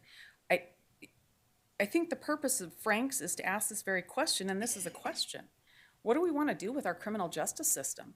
Do we want to have one thing with no context around it when there's this other context that really matters? Applying the Frank standard, which is, even if you add that stuff, does that take away probable cause, counsel? And my problem is, once you have a direct DNA tie to the defendant, for purposes of probable cause, this isn't for purposes of conviction, for purposes of probable cause, you have not explained to me why a reasonable magistrate, let alone any magistrate, wouldn't find probable cause there, even if they knew all those other facts. As to Mr. Kohberger, now, there may be, as you say, other people that creates concern or issues about that need to be investigated further. But I'm not sure that that diminishes the probable cause as to Mr. Kohberger if his DNA is found on a knife sheath found on or near the victim who was stabbed with said alleged knife that would have been in said alleged sheath. I think the most prominent question is, how did that sheath get there?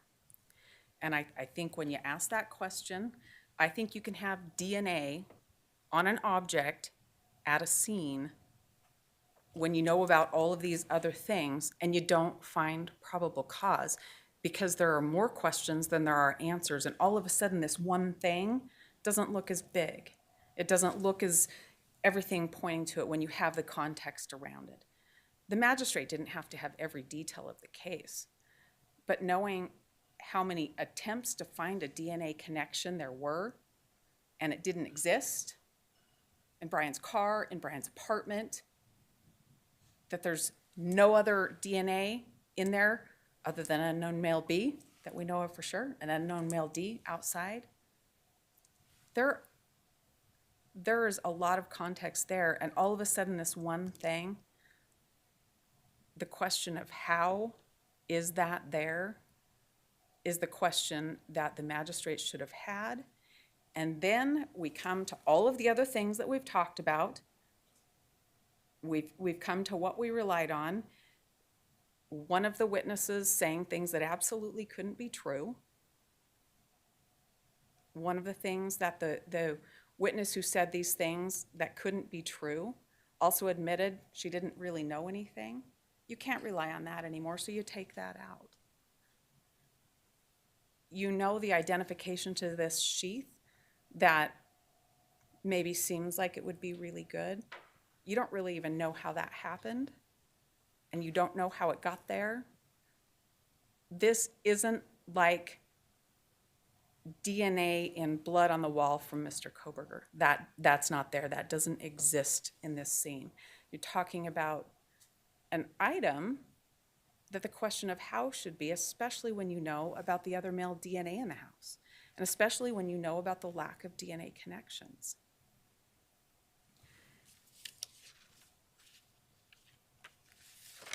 There's also no connection between the people in the house and Mr. Kohberger based on their cell phones, based on social media accounts. There's just no connection.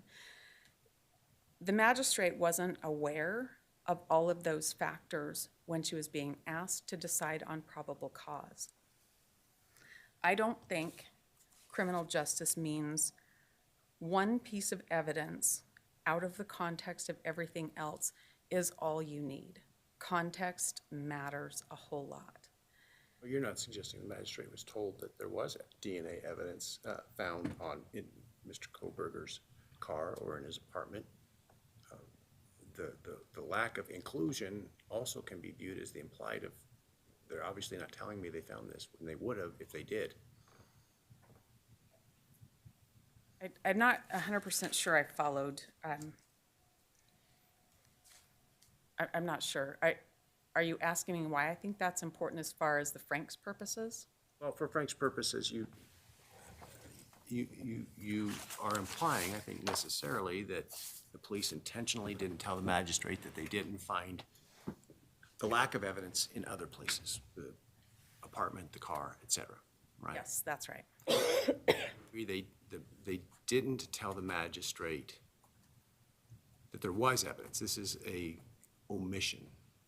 This is one of the omissions, yes. Yes, we have false statements and we have omissions both. It's not one thing in this case. I was understanding completely. Yeah, thank you for that. I wasn't following the question the court was asking. I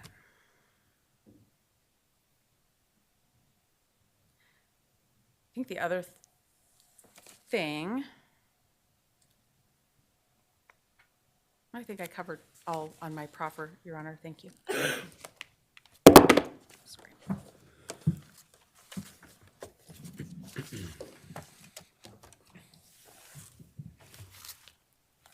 I think, now, Mr. Nye, were you going to address the IGG Franks issue, or is Ms. Jennings going to cover all of it? Your Honor, I think I'm going to cover all of it. All right, go ahead. Going to attempt to.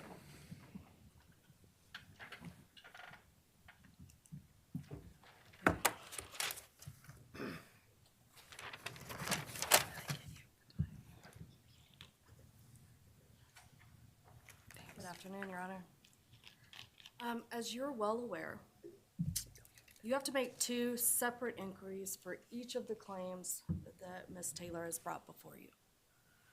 First, you have to decide today, has the defendant made a substantial, not just a preliminary showing, but a substantial preliminary showing that the affidavits, and in our case, we're referring to the Exhibit A's that were attached to each of the affidavits for probable cause, that they were the basis, which were the basis for multiple search warrant applications, that within those Exhibit A's, there were deliberate or recklessly false statements or omissions. This is a high burden, and this is a very high hurdle for them to jump over. Now, if you can answer yes to that, then and only then, and then ask the second question, does that even matter? Does that statement actually diminish the probable cause finding? It's only when the answer to both of those questions is yes, should you then even consider granting a Franks hearing. The motion for a Franks hearing is a serious allegation. The allegation is that law enforcement acted improperly, that they lied to the magistrate in order to secure the warrant. The statements have to be deliberate, reckless, false. That's the standard. Franks is not implicated by just simple mistakes or misunderstandings about the evidence, or Scrivener's errors, or even just negligence. As the court is well aware, this is serious. The defendant is alleging law enforcement lied to secure the probable cause in this case. And the state submits the defendant has failed to back up this claim, and they failed because they can't. Law enforcement submitted probable cause affidavits to the magistrate based on the information they had available to them at the time that the various applications were made. That's how it's supposed to work, and that's how it worked.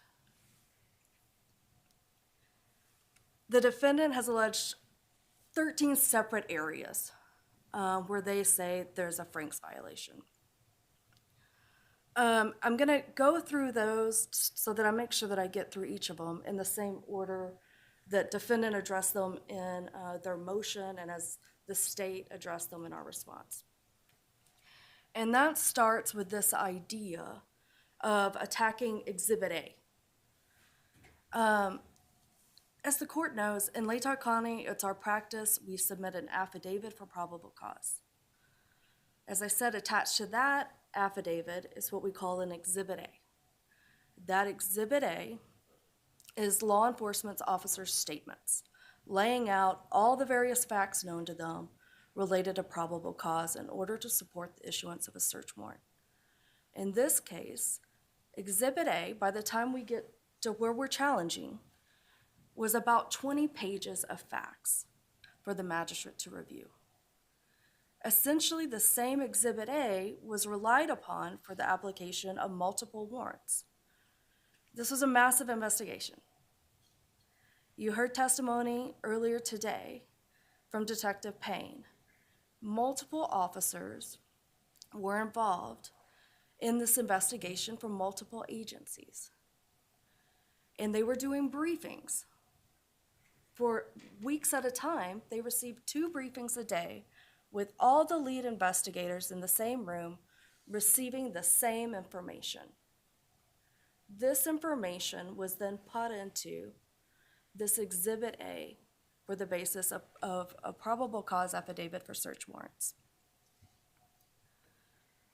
A working document like this, with the most up-to-date information, was the best way to ensure the magistrate was getting the most complete and accurate information. And defendant wants to take issue with this process. But What do I do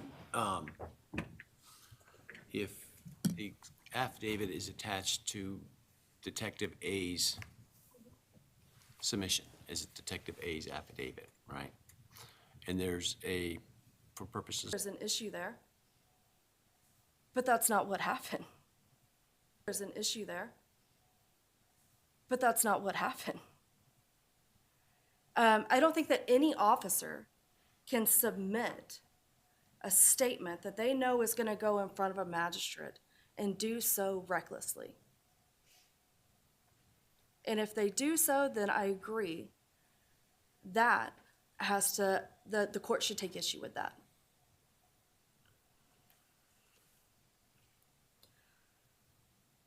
But the cooperative nature of this investigation and this kind of group effort is allowed. As discussed more extensively in the state's response, we have several Idaho cases that support this. State v. Rubio, State v. Gomez, State v. Alger. And in our case, the probable cause affidavit, it wasn't as if the judge wasn't put on notice that this was exactly what was happening.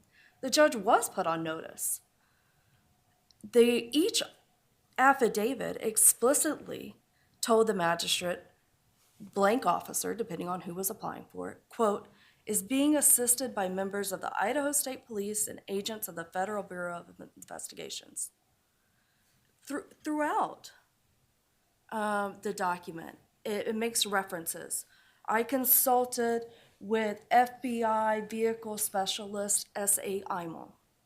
I consulted with FBI S.A. Balance regarding CAST. I consulted with FBI S.A. Hill regarding surveillance footage.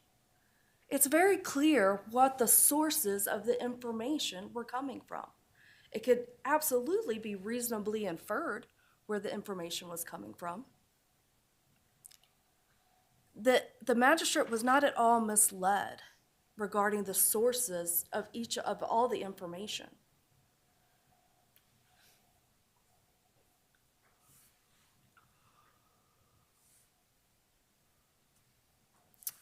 I'm gonna talk a little bit about this idea that there's some issue with who did the work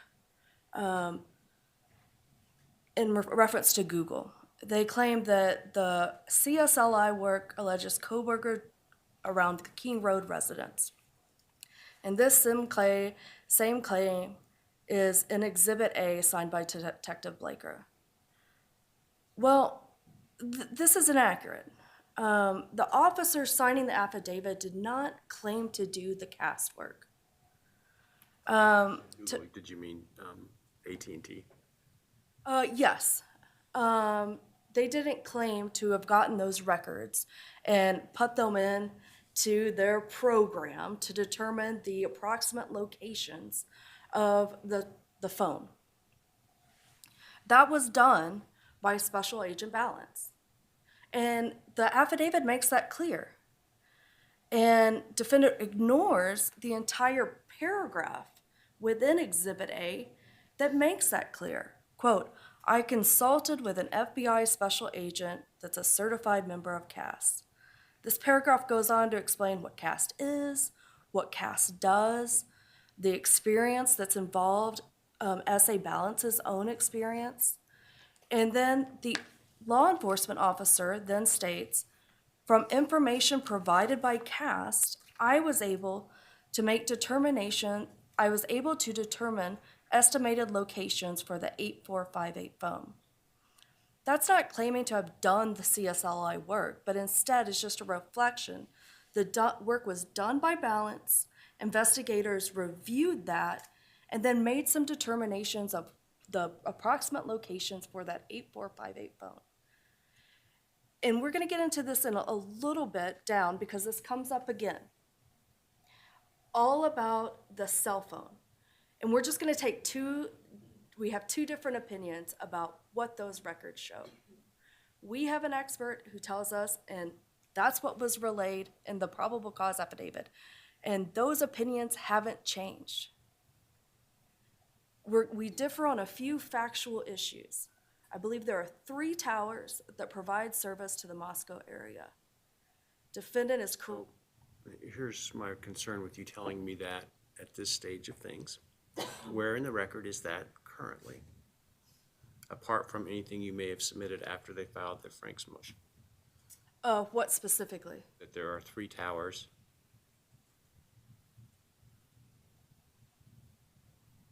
I believe Remember, I we're at- referenced we're it at in my proper- response. Well, yeah, but that doesn't, if you give me evidence and I rely on that evidence, then I have to give them a full Frank's hearing. And so, that's why I'm been very clear to say I'm looking at what the proffer is from the defense without evidence submitted by the state to determine whether they have met their threshold burden. And so I get concerned when you start telling me things that are not necessarily part of the evidence. Understood. We can move past the number of towers.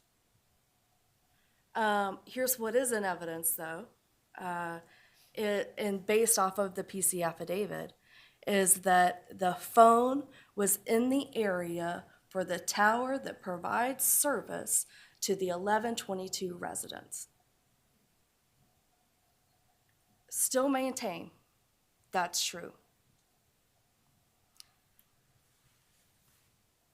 regardless, none of this has any bearing on the validity of the search warrant.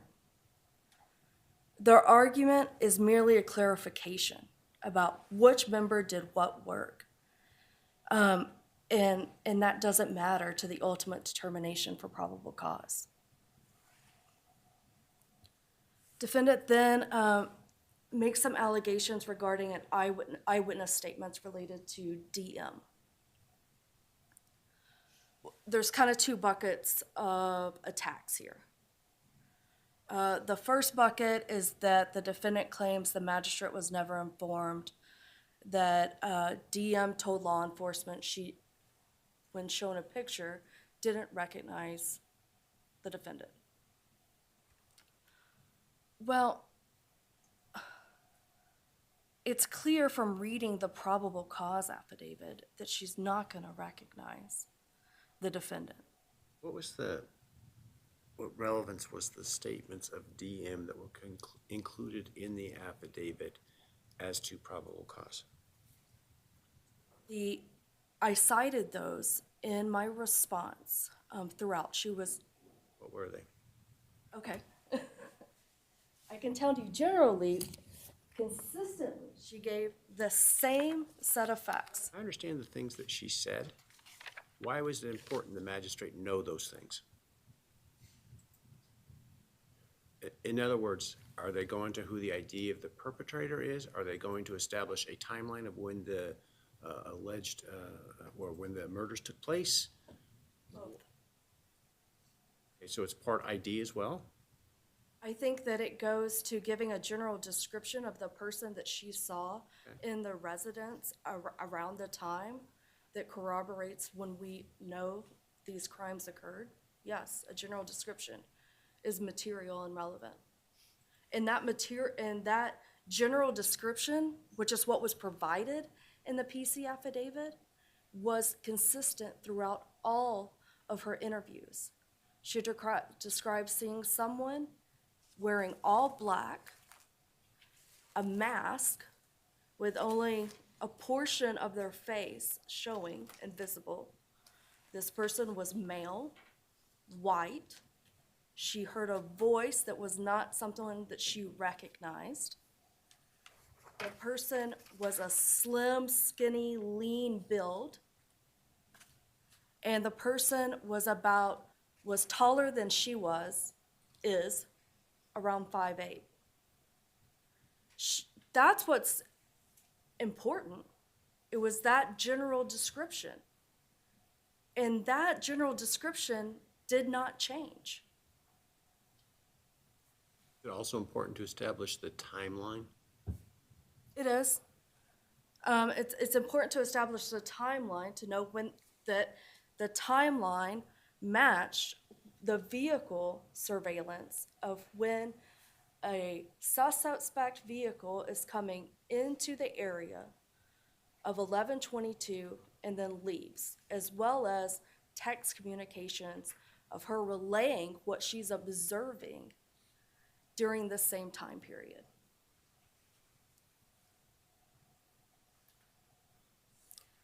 And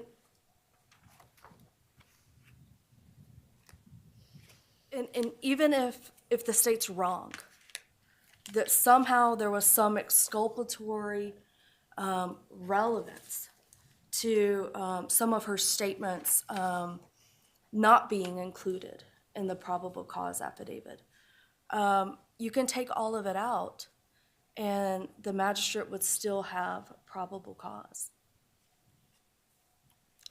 The second issue the second kind of bucket that they take issue with DM is about these other just statements that she gives during her interviews.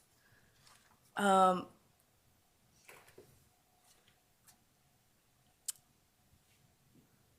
defendant argues when an eyewitness states she's not sure anything she saw was real, a magistrate should know about it.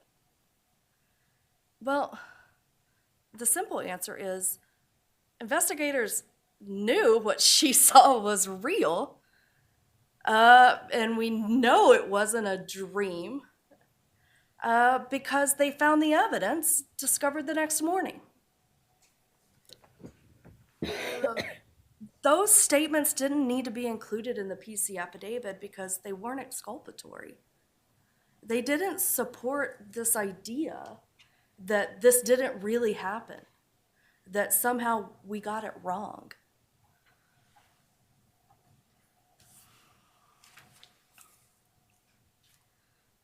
Next, defendant attacks the vehicle identification. Well, this picture they're painting about how this happened just is simply not true. The magistrate was given a very detailed picture of the investigation at the time related to the white sedan, which was later determined to be a Hyundai Elantra. This was about 5 pages of the probable cause affidavit. The reality is, yeah, still images and video were provided to a vehicle specialist. Based on his review, he provided information to investigators that the suspect vehicle was likely a Hyundai Elantra. There was some discussion regarding what was the most appropriate year range, but at the specialist direction, he said that the year range to be focused on was 2011 to 2016. So Detective Payne reasonably relied on his expertise as a vehicle specialist and included that in his probable cause affidavit. And the court has in front of it the emails attached as exhibits that show that's exactly what occurred. And the defendant appears to argue that, well, the vehicle specialist shouldn't have relied on this video because they can't tell that that was a Hyundai Elantra. To them, it doesn't look like, I guess, a Hyundai Elantra. And the video that is clear, well, they take issue with that video because, and specifically we're talking about 1125 Ridge Road, because they say, well, that can't be surveillance video of the white Elantra, even though it was caught on video about 0.3 miles from the crime scene, about 3 minutes right before when we see the suspect vehicle enter the area of the crime scene, which 0.3 and 3 minutes appear to be the amount of time it would take the vehicle to travel to the area of the crime scene. They say, well, that can't be the right video because if it were, then the surveillance right up the street would have also caught this video. But we know that's not true. And that's been submitted to this court. Excuse me? When was it submitted to this court? Well, it was submitted through my response. I was afraid that you were going to say. It was submitted through my response that their logic is flawed. And I can tell you, it has since been confirmed. I do not have, and it has been discovered to defense. We had Special Agent Hill confirm, and he discovered this as Bates 15990, which confirms that the surveillance camera that was set up to capture motion would not have captured the corner the defendant says must have been necessarily captured.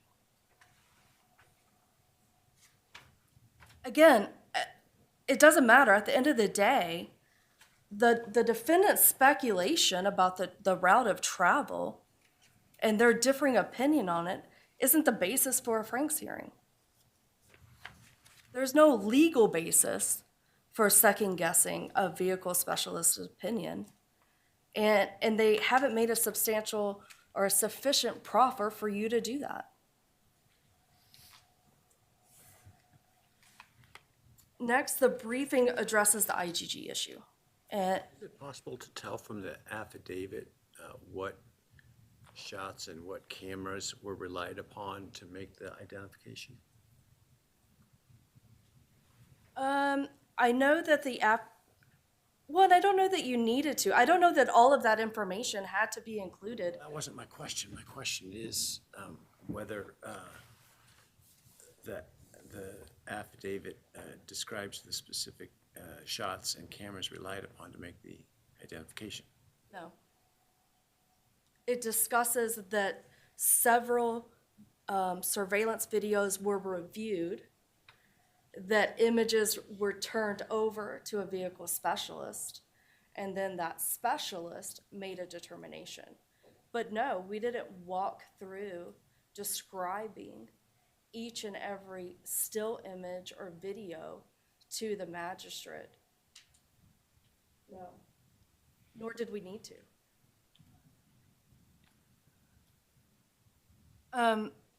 Really, the IGG has been discussed extensively.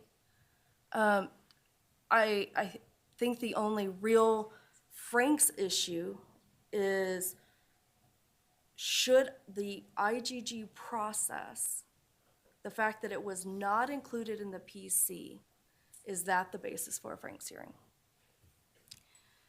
But you heard testimony today that law enforcement received this tip and they made a strategic decision not to include it. They were told it's only a tip and that they should develop probable cause separately. And that's what they did. And at the end of the day, Your Honor has already kind of hit the nail on the head through your questioning of Ms. Taylor. At the end of the day, this information regarding IGG and the use of IGG is only inculpatory. And the non-reliance on the IGG information does not diminish probable cause. And the IGG information was confirmed through the STR testing. I can't wrap my head around any argument that IGG and STR testing would be exculpatory.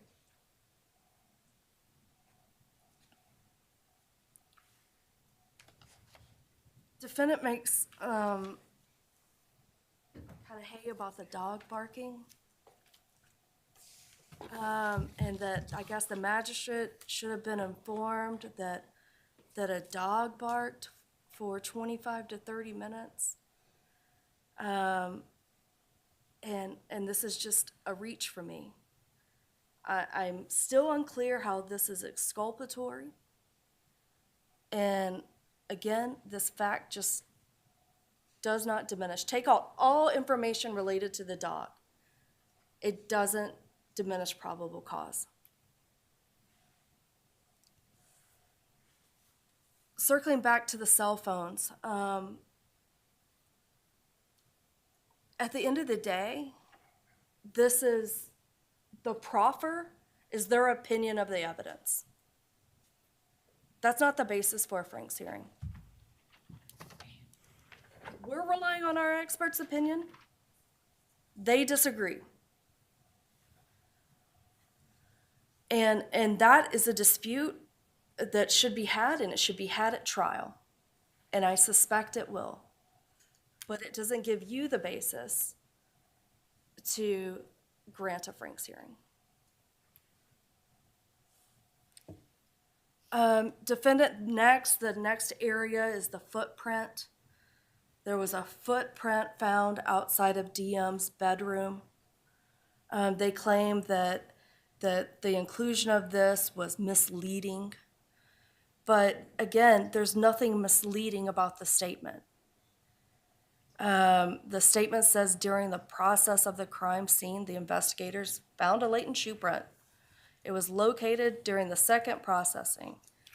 It came back using a presumptive blood test and showed the presence of cellular material. They let the judge know that it was outside the door to DM's bedroom located on the second floor, and it's consistent with her statements. Yeah. The investigators provided the magistrate the information they had at the time of the investigation. Defendants' opinions about where the shoe print should have been located and it couldn't necessarily have been located there, again, that just doesn't rise to the level to warrant a Franks hearing. Again, our case doesn't hinge on the identification of this shoe print. Neither did the PC affidavit. There was sufficient probable cause with or without this information.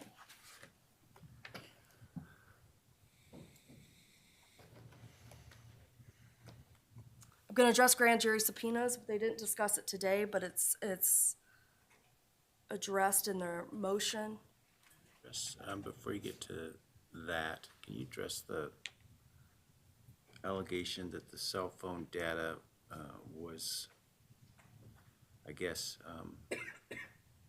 purposefully erroneous as to the time that the phone was no longer reporting, which then relates to the supposed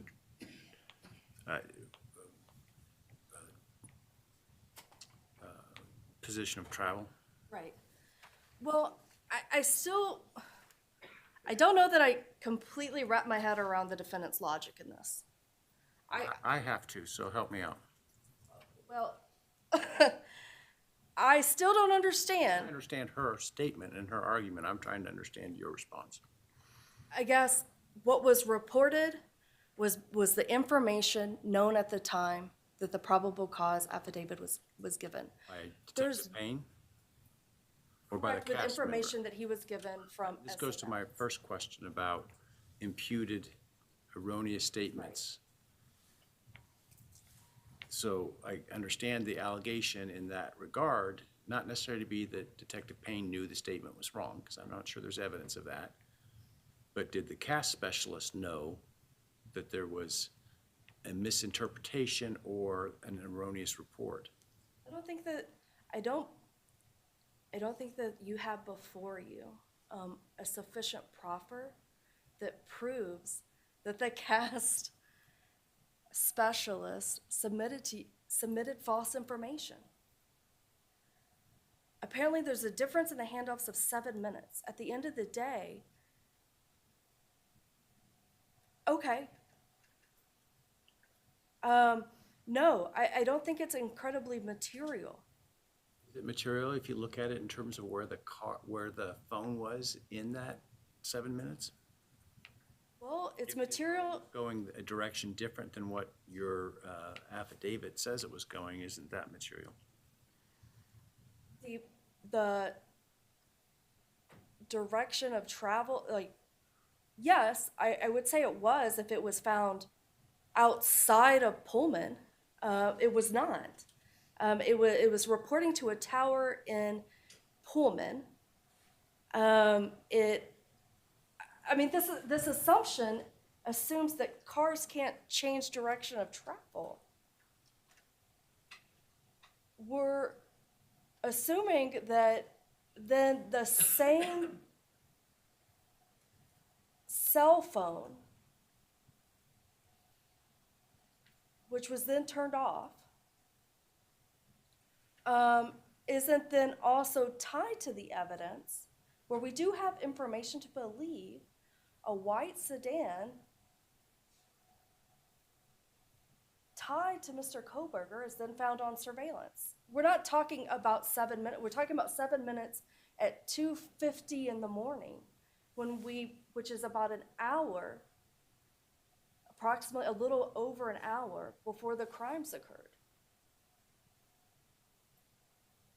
I don't follow the logic that this 7 minutes, an hour and 10 minutes prior, proves that there's no way the defendant couldn't have traveled the 7 miles to Moscow, whether or not the car was pointed in a different direction or not. It's a leap for me. Does that answer? Well, it's your answer, so.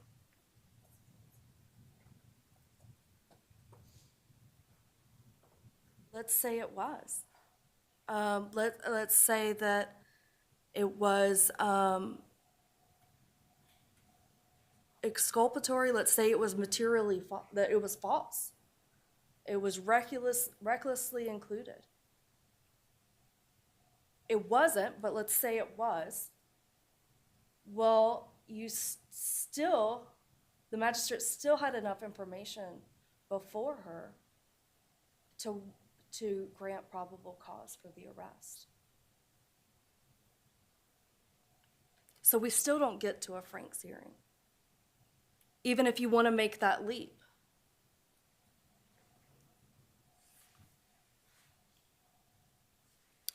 I can quickly go through grand jury subpoenas. At the end of the day, their desire still, this has come up several times throughout this process, their desire to see the actual grand jury subpoenas is not the basis for a Franks hearing. There's just simply no legal basis to support that idea. And there is nothing obtained that was obtained in violation of any of the defendant's constitutional rights. They say they needed to know the scope, but it is not clear to the state how that would have made any difference in the probable cause determination or why the magistrate would need to know that. Again, this just appears to be another attempt by the defendant to try to obtain these federal grand jury subpoenas. And I submit to you, Franks is not the proper avenue. We're going to go to lack of connection. I think this has already been addressed by Your Honor. At the end of the day, this fact just has no bearing on the probable cause determination. The investigators relayed the known information they had at the time, and timing is important. At the time of the application of most of the warrants, the evidence taken from the defendant and his vehicle was still being reviewed. We didn't know if there was a connection. Only a few warrants even fell outside of that. Apple, YouTube, Instagram, TikTok, PayPal, and Microsoft. However, even for those warrants, the state submits to you that fact's not necessarily exculpatory. The defendant's belongings and the vehicle were recovered approximately 6 weeks after the homicides. And that fact was known in the probable cause affidavit. It could be reasonably inferred. But to the extent the court believes that law enforcement should have included this information, again, I can accept that, but it's not enough to outweigh the balance of the information that was included that did establish probable cause.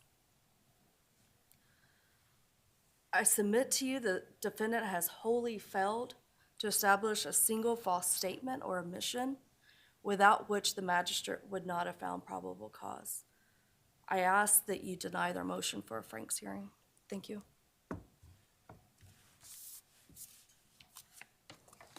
Rebuttal? Briefly? I'll try. I'll try to do my part to make you, so that you can, and avoid asking questions unless I'm truly stumped. Before I get started on what I want to tell you, in response to what the state said and then my summary, I'm curious about the new police report that was talked about. I didn't see it in the submission given to Your Honor.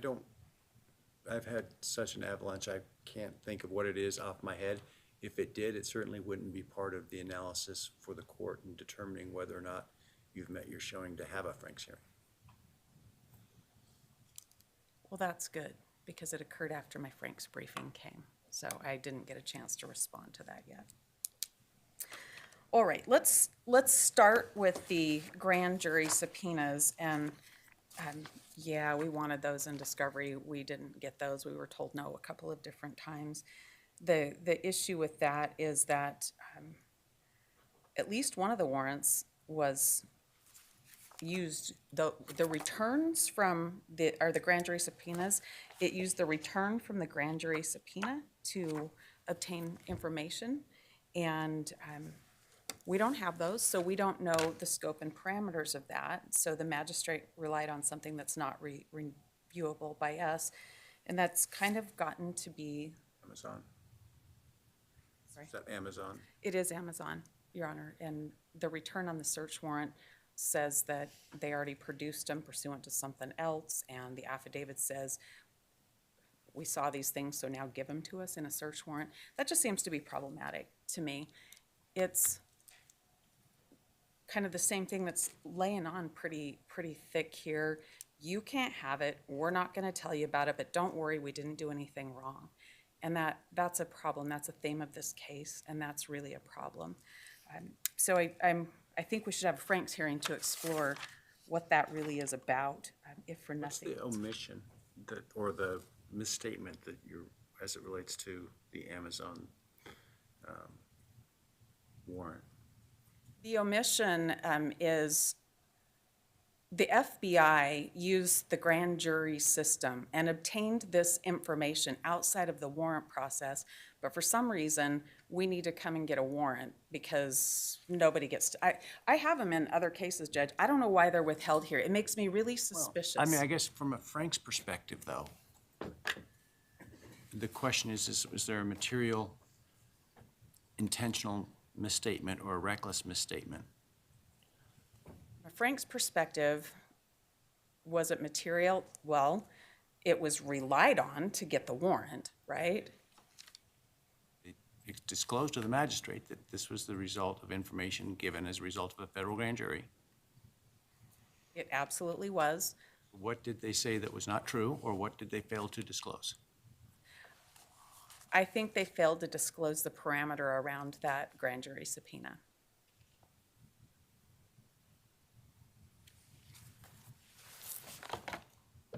How is that? Well, I understand. I promised I wouldn't slow you down, so I'm going to let you just go ahead. Okay.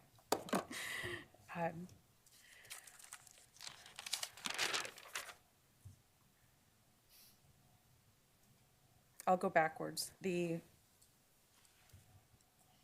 7 minutes that's not disclosed, that's intentional, that's not given to the magistrate to make the decision. There are a lot of these things that are intentional withholdings and a lot of things that are deliberate. You heard a lot earlier today about the hours of meetings that took place and the decisions to keep certain things secret. So I think we've satisfied the prong of deliberate and intentional withholding from the magistrate or deliberate false statements to the magistrate on all of those areas. I want to talk only about a couple of other things. The credibility of the witness that they talked to, the one that they cited information from, that was relied on. That appears in these affidavits, and it's relied on after Mr. Kohberger's identified to say, well, he has bushy eyebrows, so this person has to be right. It's relied on when the police officers put into the affidavit the footprint that I didn't talk about on my first one. We gave the court the photographs of it. I'm happy to give the court these. That's a misleading statement to the court or to the magistrate that was asked for probable cause. This footprint is at the very edge of the door. It's a single footprint, and it's not repeated throughout the house. So to act like that bolsters this witness is really important, especially in context of the misstatements of the witness.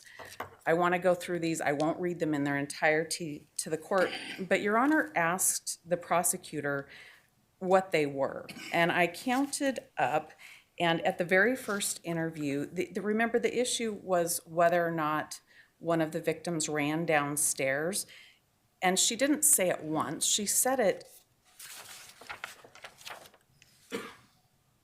4 times in a row in the very first interview, and that just didn't happen. It just couldn't have happened. And that was not told. In fact, that statement was brushed over and withheld from the magistrate. About the memory issues in the second interview the same day, there are 2 references to not remembering. A couple of days later, there's the third interview, and there's references to not remembering, being drunk, a statement, I don't know any of it. Like half this stuff, I don't know if it's a dream or if it's real. That's at page 399. At page 406, I don't know if this was real or in my mind was just like playing with me. But from what I think I heard, someone was crying in the bathroom. These are definite statements that were not given to the magistrate and in fact were brushed over. And credibility is really, really important when that person is relied on in the investigation. So let's talk about the vehicle. The court asked some questions about what the magistrate could see in the PC affidavit. The way it's laid out would cause one to think that the vehicle's identified on the camera near the house, and that's not so. It's not identifiable. The state's expert said it's not identifiable from that particular video. It's piecing together the other videos that they come up with something. What's the evidence that law enforcement relied on the Ridge Road footage to identify the vehicle? What did they rely on? What's the evidence that they relied on Ridge Road, which you say doesn't show anything? What's the evidence they relied on that to ID the vehicle? They relied on the Ridge Road camera, and you can see that in the emails from Imel and the other law enforcement officers when they say they have Paradise Creek Road, and then they say we finally got a good one, and it produced to us is the 1125 Ridge Road footage and photograph, and that's the only one that you can make a positive ID on the car. Where is that in the record? The 1125 Ridge Road. Well, it's in our discovery. Or is it in the motion? I believe we put a picture of that in our motion. I can look at it's in my original memorandum. I think there's a picture of that. Let me grab that page for you.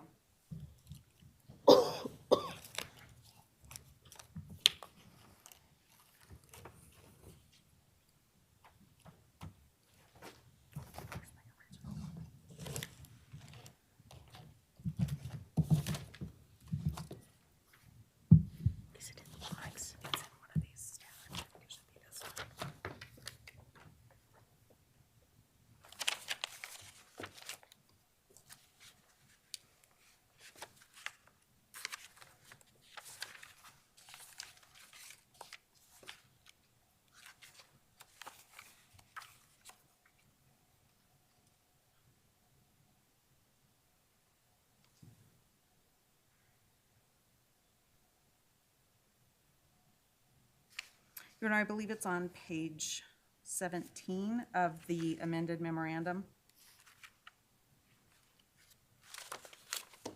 That's just the photograph? Yes. But not the information that ties that to the Ridge Road camera? Your Honor, it's tied by our argument based on our review of the discovery. I don't have an affidavit from any police officer saying it was that. I probably don't have an email other than the ones from Immel and that transaction that we did provide for the court, that was the video that the identification was made on. That, I'd love to know more about that as well, Your Honor. Well, but that's not the standard. I understand that.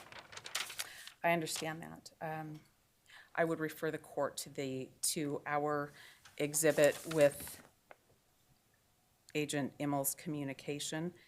I believe that is going to be at D9, and then the pictures contained in the Frank's motion. Let me talk a little bit more about IGG, even though we've done that all day long today. I would remind the court that IGG doesn't identify a person. It suggests a family group, and an investigation can happen from there, but nothing happened until the IGG happened behind the scenes and in a closet.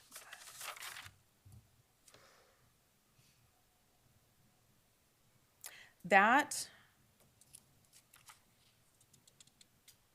brings me to talk about the intentionalness of this in an overview. And the court should look at the entire picture of what's happened. It's a long investigation.